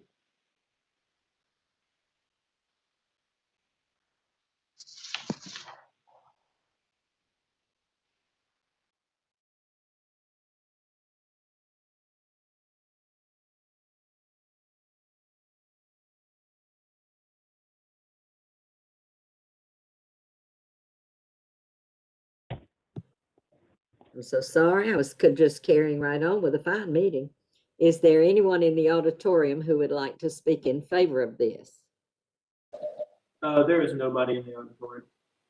All right, so then I have to assume there's no one who would like to speak in opposition to it. That is correct. So with that said, Mr. Kuhn, I assume you don't need your 2 minute of response to the public. So we will then move behind the rail for discussion amongst commissioners. Oh, Mr. Underwood. Mr. Underwood, I don't know who you are. We've kind of passed comment. Tell me who you are and what you need. Yes, I am. I'm here, just remotely, not in the auditorium, to speak in support of this. Oh, okay. Well, wow. Yes, move full speed ahead.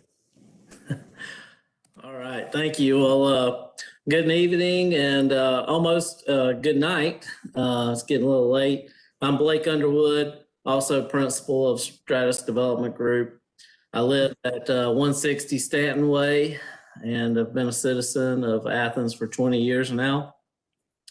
15 of those years I've been working in the real estate industry.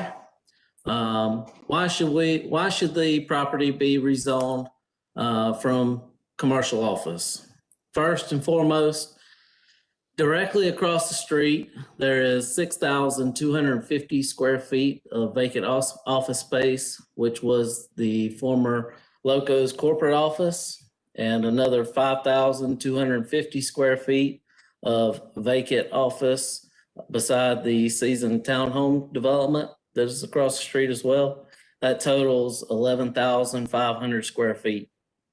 Also on Research Drive are approximately 4 to 5 smaller office suites that are vacant in the Oakview Square office complex closer to Barnett Shoals. Research Drive does not need more office space. Clarke County does not need more office space, with 80,000 square feet of vacant office space for sale and 261,000 square feet of vacant space for lease. Combined, that's 341,000 square feet of vacant office space. These statistics are from CoStar Realty Information Incorporated. This does not take into consideration the approximately 300 zoned acres that are on the market that could be used for office space. With so many businesses learning the capabilities of working from home, it is going to take a while to absorb this space. Secondly, the Seasons Townhomes is directly across the street and very supportive of this development based on the letter of support written by the board of directors and submitted to the planning staff.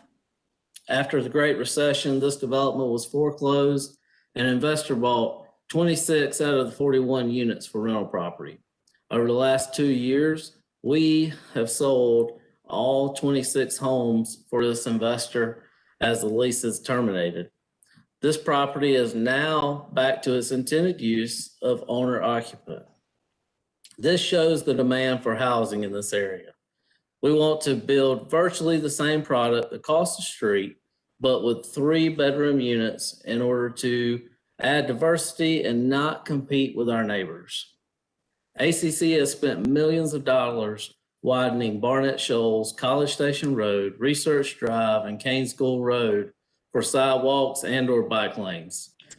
This property is very well connected to the community, as Jeff already noted. Hey, Blake, you need to wrap it up soon. Yep, no problem. I am also the owner of Athens Real Estate Group, which manages 573 residential properties. We are 100% leased currently and 88% leased for August 2020 as of today. We continue to see rental rate increases year over year across all of our properties. Thank you, Mr. Underwood. This is also shows the need for more housing. Thank you very much. Thank you all. All right, so now we'll move behind the rail for discussion amongst commissioners.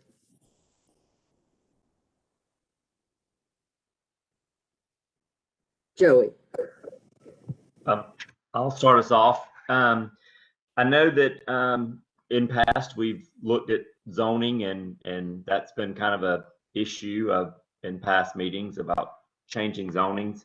However, looking at this and looking at the use and looking at the binding site plan, which I like, I think this fits better in line. I know what came before us a few months ago, I think was a little much. I feel like this is a better use for the property. You know, I do know, coming from the real estate industry and what I do, there is a lot of commercial vacant properties and a lot of, you know, as the stats were put out, you know, a lot of available properties. And I just feel like this actually fits better on that street. I do think the traffic would be better suited with a development like this over putting some kind of employment center there. So from my looks of this, you know, I do like what I see here. Thank you, Joey. Jeff.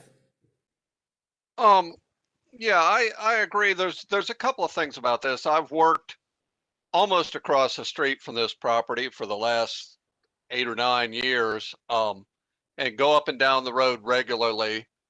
I remember when there was an active business on this piece of property, but that was a long time ago, and it was maybe not the kind of industry we like to have in Athens. So, but what I find really interesting and sort of attractive about this piece of property is, you know, the comment that it's not part of the sidewalk network. And I do know that the sidewalk goes all the way from Barnett Shoals up to the edge of this property, and I assume that the sidewalk will continue across the front of this property. It's only a short distance down to College Station Road from that point. It almost fills in a gap in the sidewalk network. Also, the connectivity to the Greenway I find interesting. I did not realize that it was coming around the outside of the Horseshoe Bend area like that. So when that's done, you would be able to step out of your back. It appears to me, and somebody correct me if I'm wrong, you could step out of your back door and ride your bicycle on a paved pathway that doesn't have vehicles on it all the way to UGA campus. So I really find that you know, and that would be an advantage for no matter what was on the property. But this seems like sort of a thoughtful way. It's not that different. This is the edge of the development on this property. I have in a folder in my office one of the original brochures from the 60s when this was going to become a research park, and Athens was going to become the next Raleigh-Durham area. But that hasn't happened, so this is maybe the next best thing. Thank you, Jeff. Any other comments, questions? Matt? I just was curious about the decision to seek multifamily zoning rather than single-family zoning for this application. Is there, maybe the applicant could speak to that? Would rezoning as, you know, RS5, RS8, something like that, allow the proposed development as a, you know, single-family attached development, or are there reasons why you elected to request this? And the reason I ask is I'm persuaded by your argument, Mr. Coons, that this is a type of housing we need. I mean,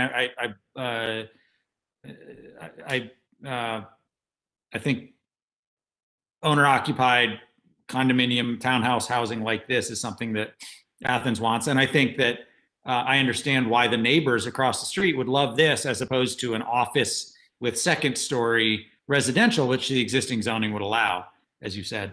But I always have a fear about a straight rezoning request that, you know, a subsequent owner of the property, if you were to sell it before development but post rezoning, might do something different with the multifamily zoning. So yeah, obviously, you know, I think for us, if we were to do a lower density rezoning, the optics would look differently. I think you hear RM1, you're thinking, oh, it's a big party style apartment complex. No, that's not our intent at all.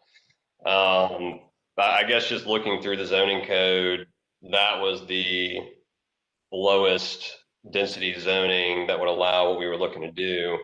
But also we did want to add in the binding site plan, so there would be no concern and no questions as to what we're looking to build there. We're not looking to do a garden style apartment complex. These would be townhome style units. Okay, and related to that, can I ask Rick, is staff comfortable with the binding nature of this? In other words, that if this were approved, that this is what could be and would be built? Yeah, the site plan is binding, so the footprints have to match the density as they're proposing. The notes on the site plan, as well as the layout on the site plan, are all binding.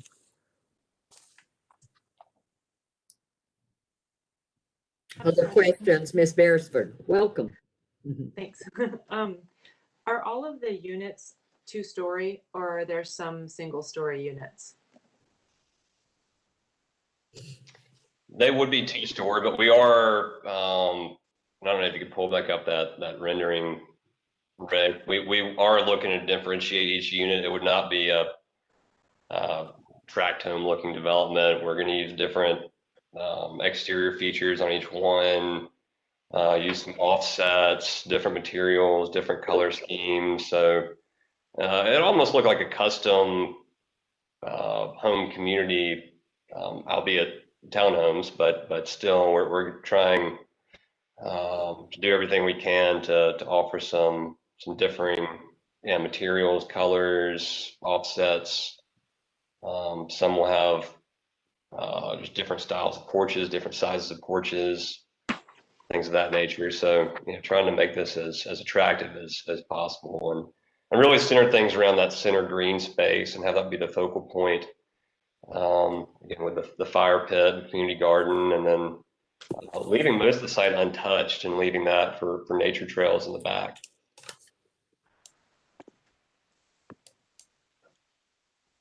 Thank you. Other questions? Sarah, did that answer your question? Yeah, it did. I think they look very attractive. But the reason for my question was really just thinking about this is more anecdotal than actually having any data to support it, but you just hear a lot of people talking about having a hard time in their later years finding single-story housing options. So I guess as you were talking, I was sort of thinking about when you have a binding site plan like this, whether a developer is able to, within a binding site plan, whether that 2-story structure is kind of already set and done. And I don't have a fundamental problem with that. I'm just always sort of looking for if there are any ways to get more senior living opportunities, or sort of that 55 plus group that's looking for a place to sometimes downsizing, but definitely the single story thing is usually one of the things I hear the most. But that's really more of a comment than a question, I think. But I've generally, I think that this is an appropriate use of this land, and I understand the planning staff's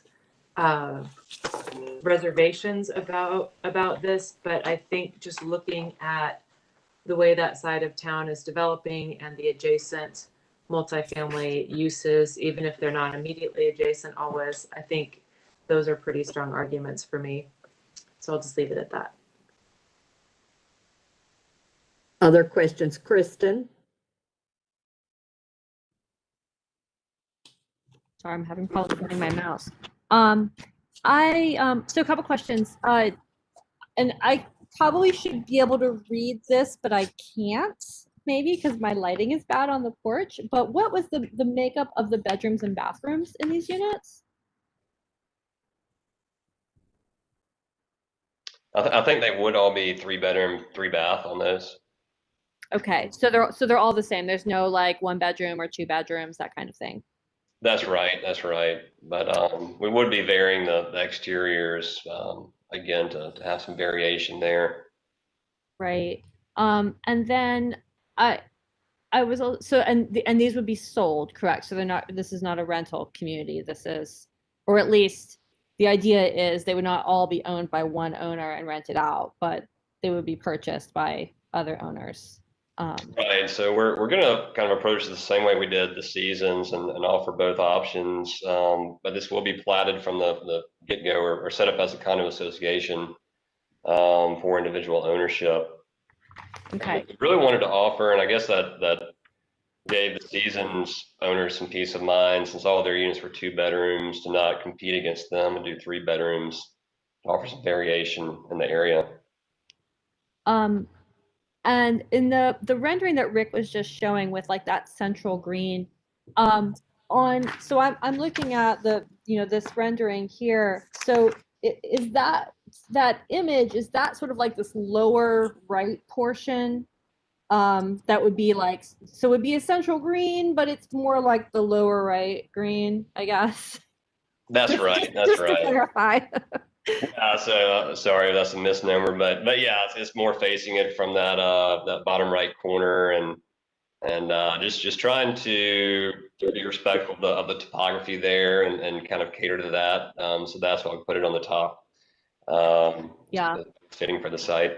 Because I guess too, I think it might have been Jeff that made the point about the connection to the Greenway, which is really cool, and I've totally been down there, and that would be a neat connection. But I guess you would take your bike down the trail, I guess, to get to the connection. Would the trail actually connect to the Greenway? Would that be the idea? To pull up that map again, but yeah, there's bike lanes that run right in front of this property. Yeah, so you're thinking actually the residents would just go out on the Research Drive, go down the end of Research, take a right, and then hang your basically next right into that park and ride lot where the Greenway starts. That's right. Yeah. Yeah. Yeah, sorry. I guess, I mean, I'll just like, just from my own comments, I'm very lukewarm about this. I'm not opposed to it. I'm just not really excited about it. I still like the idea of Research Drive being a commercial or like a office area, and I like that offices can also connect to the Greenway, because I mean that's another way of getting to work as well. So that's just my thought. Other comments or questions? Jim, and then Alice. One of the things that struck me when I went on the site visit is that it's smack up against another RM1 project, or maybe it's RM2 on the back of the property. But even though the staff says that there is not any RM property on the other side of Research Drive, it's almost right across the street. There's a whole bunch of townhouses. So I don't see how this is at all incompatible with the existing district, and I think it would fit in well. And given that commercial hasn't worked for at least 20 years, it's time to try something else if somebody's interested in developing it. Alice? Oh, I'm sorry, Jim. Were you finished? I'm done. Thank you. Alice? Yeah, I agree with what Jim just said, and echoing some of the things that Jeff said about this corridor. I also am very sympathetic with Kristen's comment as well. I do think that this area has more connectivity than maybe this is apparent from the staff report. You know, there is some existing sidewalk, and there are bike lanes on I think both sides of Research Drive. The question that we keep coming back to is the big one that staff raises recently whenever we get these kinds of requests is there's a lot of multifamily housing requests on our plate these days, and so we're trying to figure out, is this the kind of multifamily housing that we need, or I think the great gorilla in the room for us is always, will it just become another 3-bedroom, 3-bathroom, 3 students live in each one? Student development. It would be attractive for students because of its location and its especially its off-road activity to campus. This is where I'm just having the hard time balancing out these decisions. I do agree with the applicant that we need more, attached homes, condos, basically, that people can buy and own and live in, and not have to deal with with the $469,000 or whatever it was, $432,000 single family house. But it is hard, I think, for us as planning commissioners to have that finger on the pulse of how much more of this particular type of housing unit do we need. I'll just throw this out. Also, a lot of us on the Planning Commission have expressed concerns about the 3-bedroom, 3-bath configuration, because that does seem to be a recipe for, young people, students.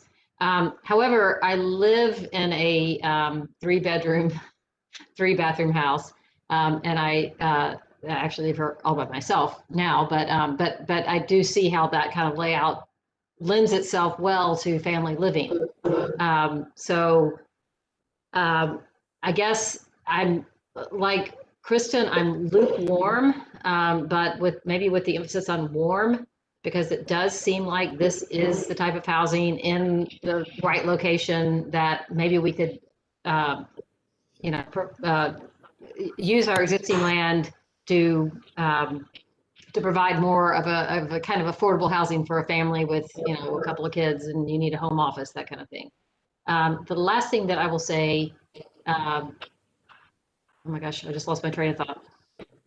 Single family housing, 33. I'm sorry, train of thought. But it'll probably come back to me, in which case I will come back in. But in general, I think that I can support this. I know what the last thing I was going to say. Staff recommends the change to the future land use plan. And I think with good reason, based on some of the stuff that we've heard tonight, have talked about tonight, staff doesn't recommend the approval of this particular use. But I feel like if we agree that the change to the future land use plan makes sense, then that's kind of tipping me over the edge toward approving this particular project for that use. That's all. Other comments? Jeff, I have one comment. If you're going to make a motion, I can. No, I'm going to make a comment. No motions. I just wanted to sort of respond to what Alice just said about the risk of it becoming student housing certainly exists, but in the next 3 years, I'm going to have 30 or 40 new employees right up at the top of the hill, right across College Station Road from this spot. So they're all going to be looking for places to live, and wouldn't this be convenient? So it could go either way. I just hope that the right people win the race. Other comments?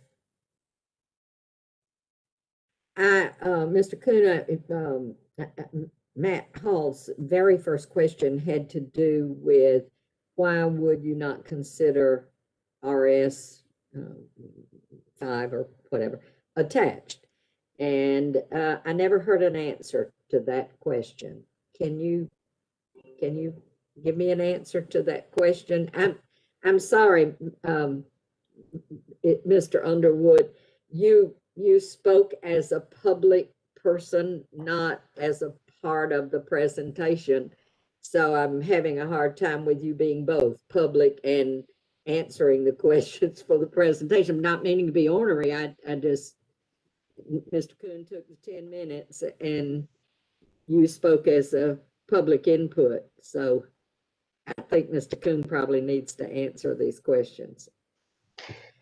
That's fine, and we're actually using Ed Lane. Not sure if he can chime in on this, on the technical aspects of why that was chosen, but I believe that what we're looking to do, the RM1 zoning, it applies not only to, say, garden style apartments, but also to, say, townhomes, and it's really more about the density and the setbacks and things of that nature that we needed to get this project to where it had to be to make it work. Nah, I don't think you got any problems with density, and you don't have any problems with setbacks. So the thing that makes me a little bit nervous is that gives you the flexibility to rent to students, gives you separate student housing. And so I really like this, and I'm really holding on to the fact that this could be housing for young families, for young workers, for older workers, for middle-aged workers, whoever. But I'm not hearing the answers to why we might not do it another way. RS would make it really appealing to someone who wanted to buy a home attached to somebody else's, but so be it. So to me, that becomes appealing, and the hesitancy makes me a little nervous. That's all I can say about that. Then I had a question about the sidewalks. Sidewalks came up earlier. You all intend to do sidewalks to the corner?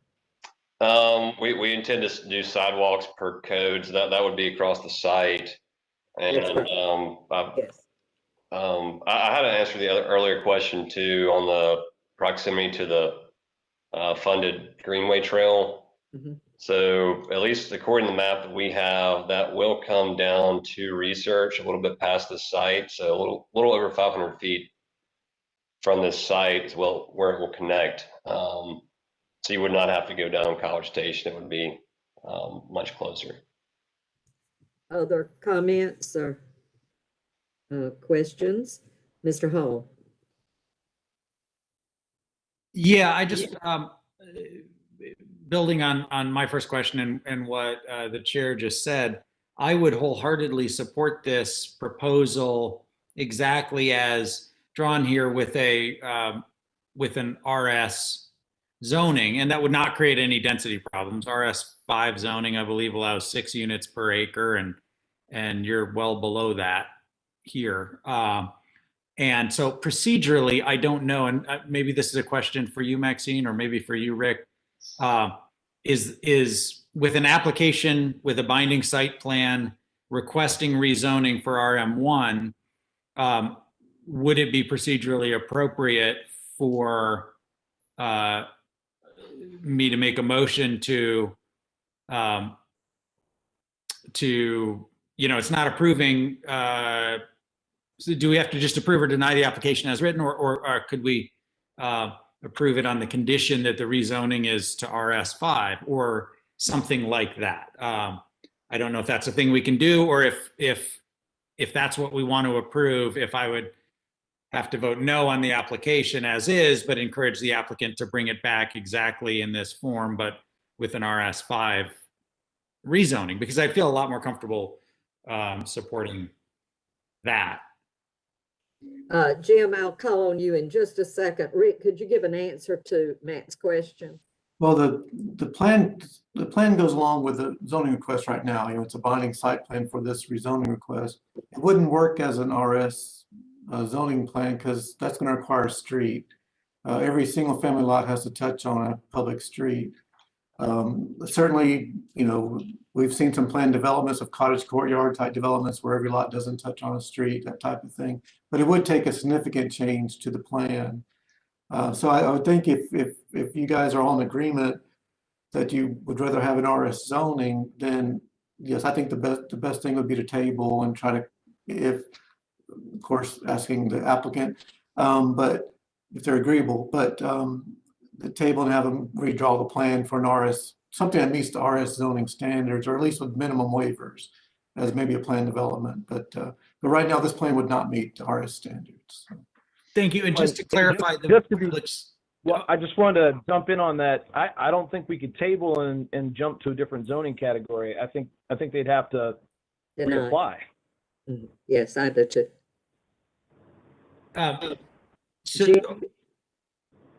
Oh, I'm so sorry, Matt. I thought you were through. Please go No, ahead. I just wanted to clarify Rick's answer. When you say that single family attached on RS5 would have to touch on a public street, is that something that is subject to a variance?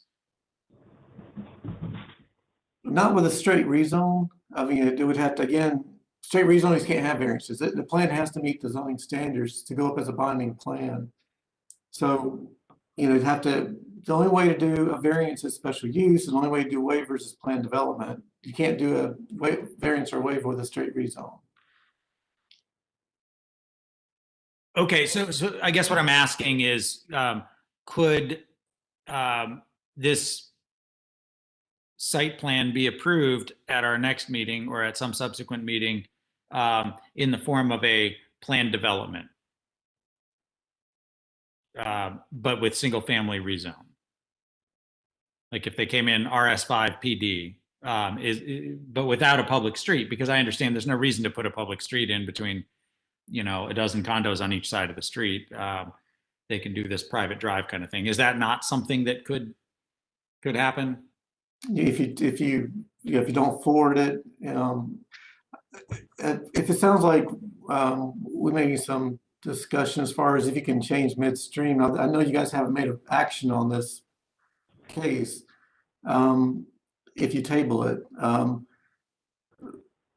I think what Bruce was saying is that it's, going to a PD is a different application. We would need a PD application, and that's a typically a preliminary and a master plan. So this is already a type 1 application, but typically you guys see it as a preliminary and then a master plan.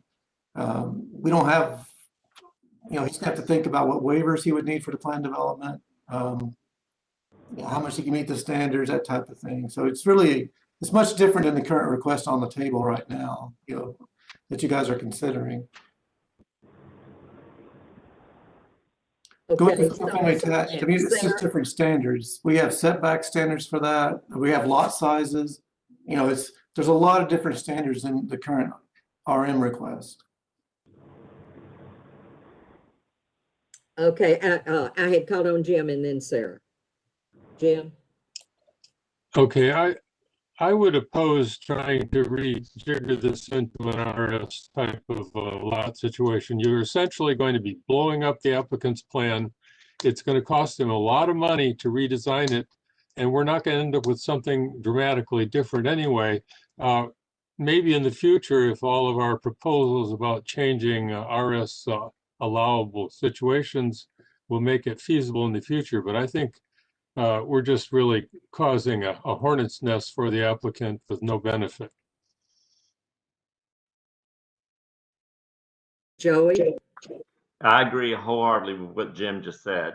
I mean, we're sitting here looking at a binding site plan of what, of what they presented, that what fits, it fits well with the location that it's in. As I'm not sure if Jim said it earlier or Jeff or someone said it, that we've been sitting here for 20 years or longer with commercial space right there. No one's come with anything worth approving to put there. And there's so much commercial space available. We've got a great plan in front of us. And I make a motion to approve the plan. I had someone who was waiting to speak. I guess we can do a motion. That was me, Maxine. I don't need to talk anymore. I'm so sorry. Okay, I skipped over you, Sarah. Excuse me. All right. So Joey has moved to accept the plan. Do I hear a second? Second. Sarah. Do we need two motions? Oh, yes. I'm sorry. We do. We have a future land use, which we have to do first. Thank you. Thank you. Thank you. I had it all blue and everything on my sheet of paper and just skipped right over it. So let's start with the future land use recommendation, Joey. If we could just, can we just eliminate that and move forward? Great. Okay, Yes. go ahead. Motion for future land use to be approved. All right. Do I have a second? Second. Sarah. Okay, do we have any questions or comments further?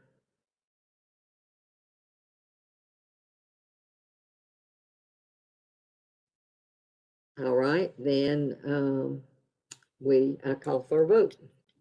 Okay. Tucker, Yes.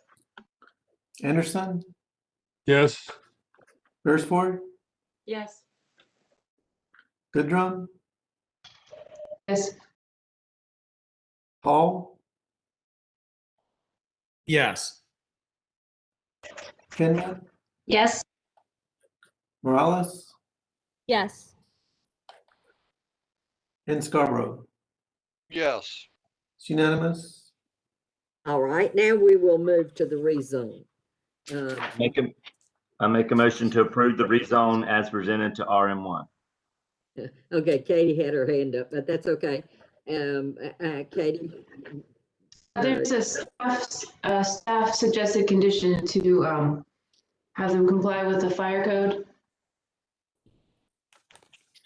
Do you want to talk about that, Rick? Just, they need a turnaround apparently.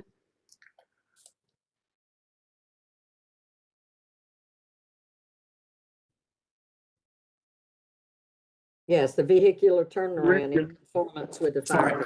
There is a turnaround, but I'm not sure Captain Daniel, he needs, at least needs to look at that and confirm it. So if we can keep that as a condition, and then if he's okay with it, he'll approve it. But I think he wanted to look at that again. So we appreciate if you keep that as a condition. All right, Joey, is that? Yes. With the condition, yes. All right, do I have a second?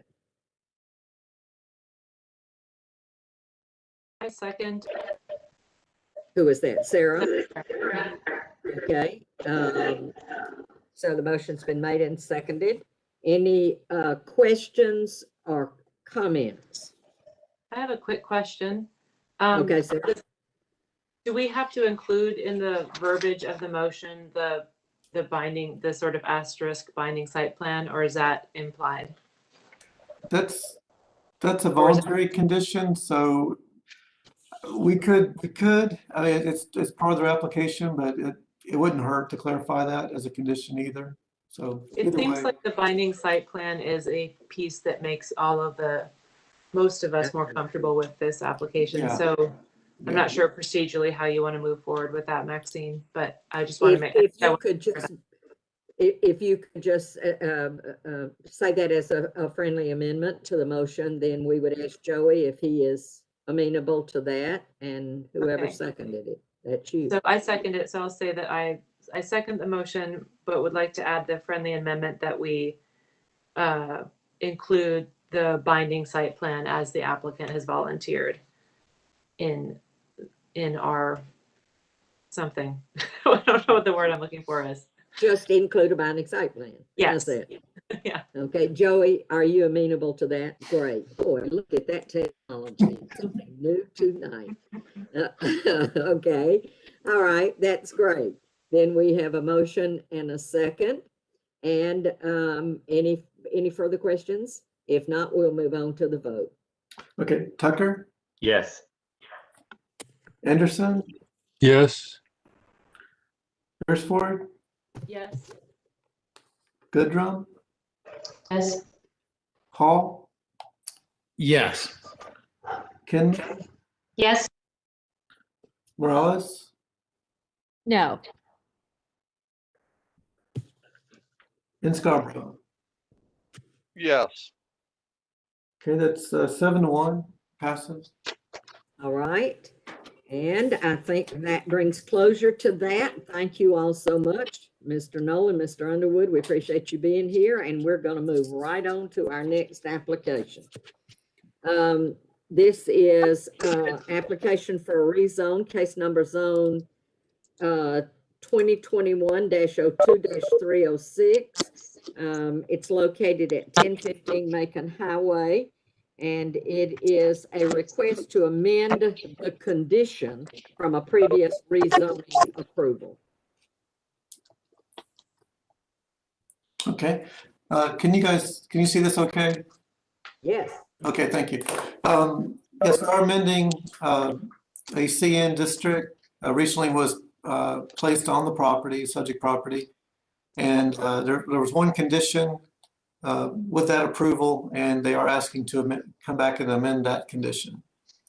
So this is a location map on Macon Highway. This is kind of the old Puritan Mill area. It's getting close to the Coney County line here, but you guys are familiar with this. And this is the aerial. This is River Club Apartments. You can see the old house on the site. And the one thing I want to point out here is the front part of the house, which is pretty much intact, it looks like, as it may have been historically as a residence. And then we have the back portion, which was a basic L, I think, at one time, and then there's been some additions around it. Just another shot there at the back, the other side of the back of the house. So we do have an amendment to the CN zoning, and there's one parcel, 2.38 acres. The existing building was a former residence, office, and fraternity.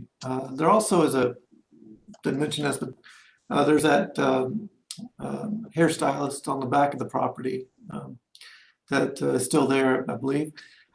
This is a mixed-density residential future land use designation, which will remain. This is a concept plan, unlike a binding plan.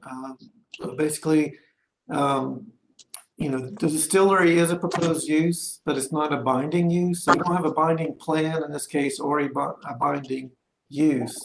So we still have these CN uses. Other CN uses are possible. And so the existing zoning condition is to maintain the existing structure and facade. The future land use mixed density residential would remain. The zoning would remain exactly the way it is, CO with a condition. And so if existing commercial improvements, the zoning is compatible with future land use, no change needed there. Staff does feel like, and we said this before, the development intensity of this site is restricted somewhat because we have the site itself lacks direct access to the road. They actually share a driveway with the apartments next door. It's basically a small lot size for commercial use. It's we have a restricted number of feasible uses therefore. And if we preserve the historic house, then obviously the building itself is somewhat limited in its additions. So staff is recommending approval with a condition, and the language that we've come up with, and the applicant's done some really good research on finding the 85 photos. And so since 85, there's been some changes. So our recommended condition is to preserve the pre-1985 residential structure, and that would include the visible front massing to remain unobscured. And so we're referring to figures 1 and 2 of the application report. That'd be part of the condition. I just didn't put everything in here, but the staff report has the full recommended condition. And again, referring to what the applicant has provided as figures 1 and 2 of how the pre-1985 structure has been maintained. So that concludes the staff report. Thank you very much. All right, with that, we'll move to a presentation from the applicant. Brett, is that you? It is, Maxine. Thank you very much. Well, we didn't want to come back for this much fun, but we're here. When we were developing the plan for the main structure, if you remember, the upstairs was to be office and the downstairs was distillery, and the front of the original house was the entryway to the office, and there was a shared room, meeting room down there. and we were repurposing a restroom, well, it was a bathroom, but repurposing a restroom that would enter into that shared room by putting a door in place of an existing wall. And that left only one restroom available downstairs for the distillery use. And try as we might, we really couldn't get another restroom in there within the confines of the house as exterior walls as they're sitting there now. So we've added another restroom because we really need two downstairs, because the upstairs is not for distillery use. It's not for public use. It's office use for tenants. So we needed that additional restroom, and we needed to add that essentially to the onto the bumping out through the wall of the side of the house. It's not seen at all from the road. It's hidden by the front wall, front house, the main house, and it's hidden by the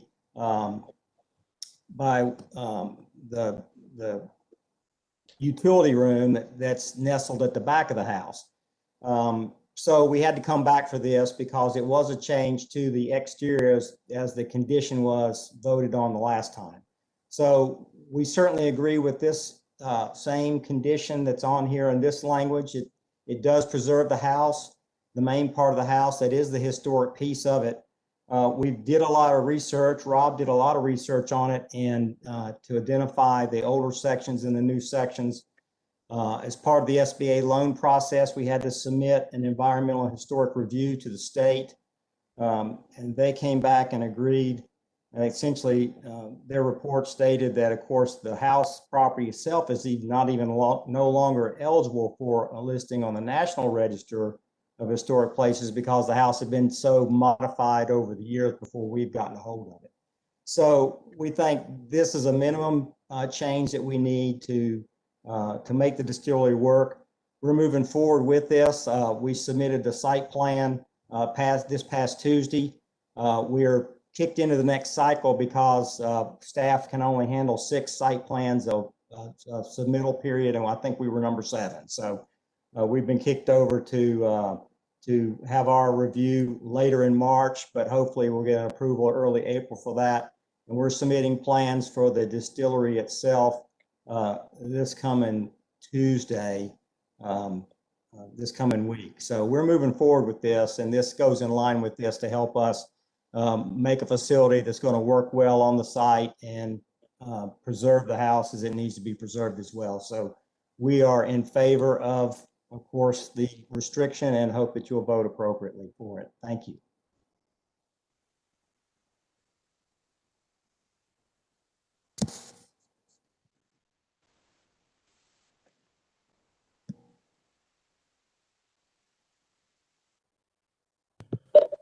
I'm so sorry.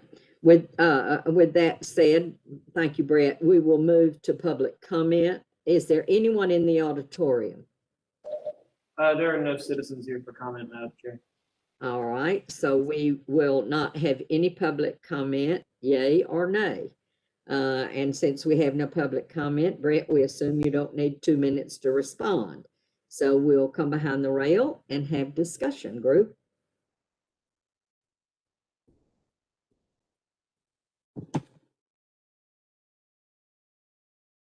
I'll start.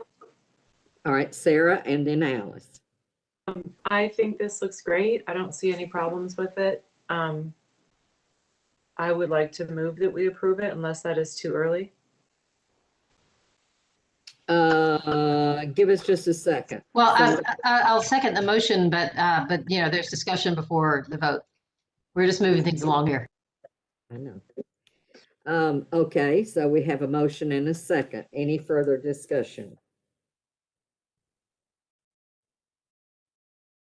I want to say to Mr. Thurman that I very much appreciated your application. I appreciated how you showed us what was the original house, what had been added, that was very helpful to me. And it also made me sad that so much has been done to it, we can't get it on the historic register. It's really a very, very historic house to Athens. So thank you for that.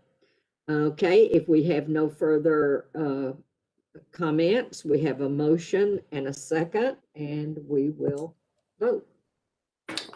Beresford, Goodrum, Yes. Hall, Yes. Kinman, Yes. Morales, Yes. Scarborough, Yes.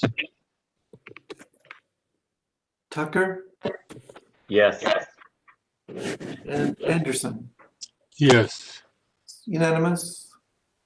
All right, thank you. Thank you, Mr. Thurman. And we're going to move pleasantly along to our next application, which is for a special use permit, case number SUP-2021-02-307, located at 610 Epsbridge Parkway. And it is a request for an amendment to a special use permit to allow for the expansion of the church use in an RS 25 zone. All right, Rick, you're on. Okay, this is a location map. That's near the corner of Epsbridge Parkway and Timothy Road. And you can see the main part of the church is in the northern part of the development. We have a historic old church there as a historic landmark. The aerial photograph again just showing the southern part undeveloped, northern part developed. The single-family residential future land use would not change. The zoning map wouldn't change. It's already a special use, so we're just amending the special use permit. And the one up here is also connected to the church. That's another special use they got for a driveway connection to Timothy Road. The site plan has been provided. This is the full-scale plan. There is a close-up there, and you can see the multi-purpose area, office, extra office space. It's all in the back of the building. The Timothy Road would be down to the bottom here. And so pretty much, I don't know if it'll be seen from any road frontage. There's a drive under portico share here for, I guess, drop offs in rainy conditions. It meets the zoning ordinances. These are the elevations that were provided. A couple of them, all four of them in your packets, but these are a couple of the additions showing the proposed addition in the portico share. So it is a two-story structure, but the slope of the land falls back, goes down towards the back of the property, so not much higher than the front of the building. So we are amending a special use, and it's one parcel, if you don't include the Timothy Road driveway parcel. The single-family residential future land use designation would remain. The church is expanding. Over the years, they've had a couple of expansions. And so, but they're not expanding the sanctuary with this one. This is just extra for other uses. We have a binding site plan and architectural elevations. Staff is recommending approval with conditions. There was a condition from the previous ordinance that they combine the main parcel and the Timothy Road driveway parcel, and we still like to see that. There were two variances from previous approvals, and we think they should continue. There was a street tree variance, which basically said that since it's a very long property along Timothy Road, it basically said just the developed portion would need to have street trees. And as the church develops more, they would add street trees per the development. And then there's a variance to waive the little cemetery next door buffering that would be required just because it's a separate parcel. So that concludes the staff report. Thank you very much. And now we'll hear from the applicant. And that is... Hello, good evening. Can you hear me? Yes, Mr. West. Thank you. Good evening. My name is Jesse West, and I live at 1620 Lincoln Drive, Bogart, Georgia. I'm here on behalf of Carter Engineering and our client, Chestnut Grove Baptist Church. First off, I want to thank everybody for being here tonight. I know it's been a pretty long night, so I'll keep this as short as possible. I'm here today to talk about Chestnut Grove, and as Rick mentioned, is located at the corner of Timothy Road and Epps Bridge. And the church itself has actually been there for nearly 150 years. And needless to say, it's continuing to grow and is in dire need of some extra space and an area to better house and provide for future generations of the community. With a growing youth community within the church is requesting this special use and effort to expand and update their current facility. The church is proposing an approximate 6,000 square foot multi-purpose facility that will be used as both a recreational space and an office space for staff and the community. The project area itself is actually pretty small. It's not even half an acre in square footage, but all in all, it'll actually take up less impervious area than as it is currently. Because we're taking away some of the existing parking spaces. Having said that, it is the opinion of our client and our firm that the expansion will allow the church the ability to best minister to the community and the church itself, and provide for their staff, their community, and their future. We look forward to staying in close contact with the county about code regulations and site development moving forward. And we're truly excited about seeing this project move forward and seeing this church grow. If you have any questions or concerns, just let me know. Thank you very much. And so do we continue to have no one? That's a nice double negative. There's no one in the auditorium, is there? That is correct. Okay, great. Then we will move behind the rail for commission discussion. Commission member discussion. Yes, Jeff. I just want to note that I find it interesting. I pointed out earlier this, I'm coming to the end of my second term here. I think I have seen a project on every corner of this intersection. And for some reason, this is the most popular intersection in Clarke County for wanting something different. But I don't see any problem with this. No, I don't either. Other comments? Okay, I'll hear a motion to approve. Matt moves to approve the application. Do I hear a second? I'll second. This is Sarah. Thank you, Sarah. Do we have any other discussion? Yes, Jeff. Do we need to include the conditions? We do. Okay. Yes, that was my intention in making the motion to approve with the staff conditions. I second that. Okay, that's great. So we have a motion and a second to approve as depicted in the staff report with the conditions. All right. Any other comments or questions? Okay, Rick, please call the roll. Paul, Yes. Kinman, Yes. Morales, Yes. Scarborough, Yes. Tucker, Yes. Anderson, Yes. Beresford, Sarah. Yes. and Goodrum. Yes. Okay, it's unanimous. All right. Well, that brings us to the end of all of our applications. Hallelujah. It's been a long evening, hasn't it? With that said, I have no report. Rick, do you have a report? Just the latest mayor and commission actions from Tuesday night. Okay. So the Mitchell Street case is coming back. They want to see some changes to the proposal. So so that'll be coming back for you. Earliest would be May, your May meeting. Living Hope Church on Lexington Road was held for a month. I think it would have had smooth approval, but the applicant at the last minute asked for just a gravel parking lot. And so they've held that up for a month, so they can think about that. Floyd Drive and Old Jefferson, the Cancer Care Center, especially Medical Park, they both got approved.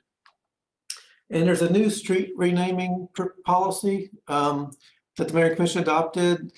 They did it for public facilities and parks, as well as for streets, but the streets have to come through you guys for a zoning text amendment. So that'll be on your next month agenda, just a change in procedure. They would like to get a commissioner to support. You guys have seen sometimes some proposals for street names, and there really wasn't any neighborhood support. So now they have to actually get, I think it's 75% of the folks on who'll be affected, something like that, to sign a petition, and then a commissioner has to endorse it. So so that way, at least we know going in, there's a pretty good support behind it. And so that's it. Yeah. All right. I want to say next month, much simpler, 5 minor cases. Oh, good. Okay. Anybody have anything for the good of the order at 9:50? I'm happy to tell you Brad Griffin is healing quite well, and he's happy to get back to work, hopefully half days starting next Monday. That's great, Bruce. That's really good news. And I just have to throw out there, because you mentioned time, Maxine, but wasn't it funny when someone like 2 agenda items ago said it's getting to be, late, and we're like, are you kidding? Exactly. That's exactly right. Of course, we did have the difficulty at the beginning with the technical issues, so that stalled us a little bit. Yeah, I think I'm ready for a vacation. I know, I have a nervous breakdown. It was nice that when Lucy had to leave, Sarah was here. That was just an easy trade-off there, so that's good. But anyway, thank you all for your hard work, and we'll see you next month. Okay, see you guys. and Rick, you did a great job. Grace under fire. Thank you very much. There's room for improvement. You did great. Thank you, guys. Bye. Bye.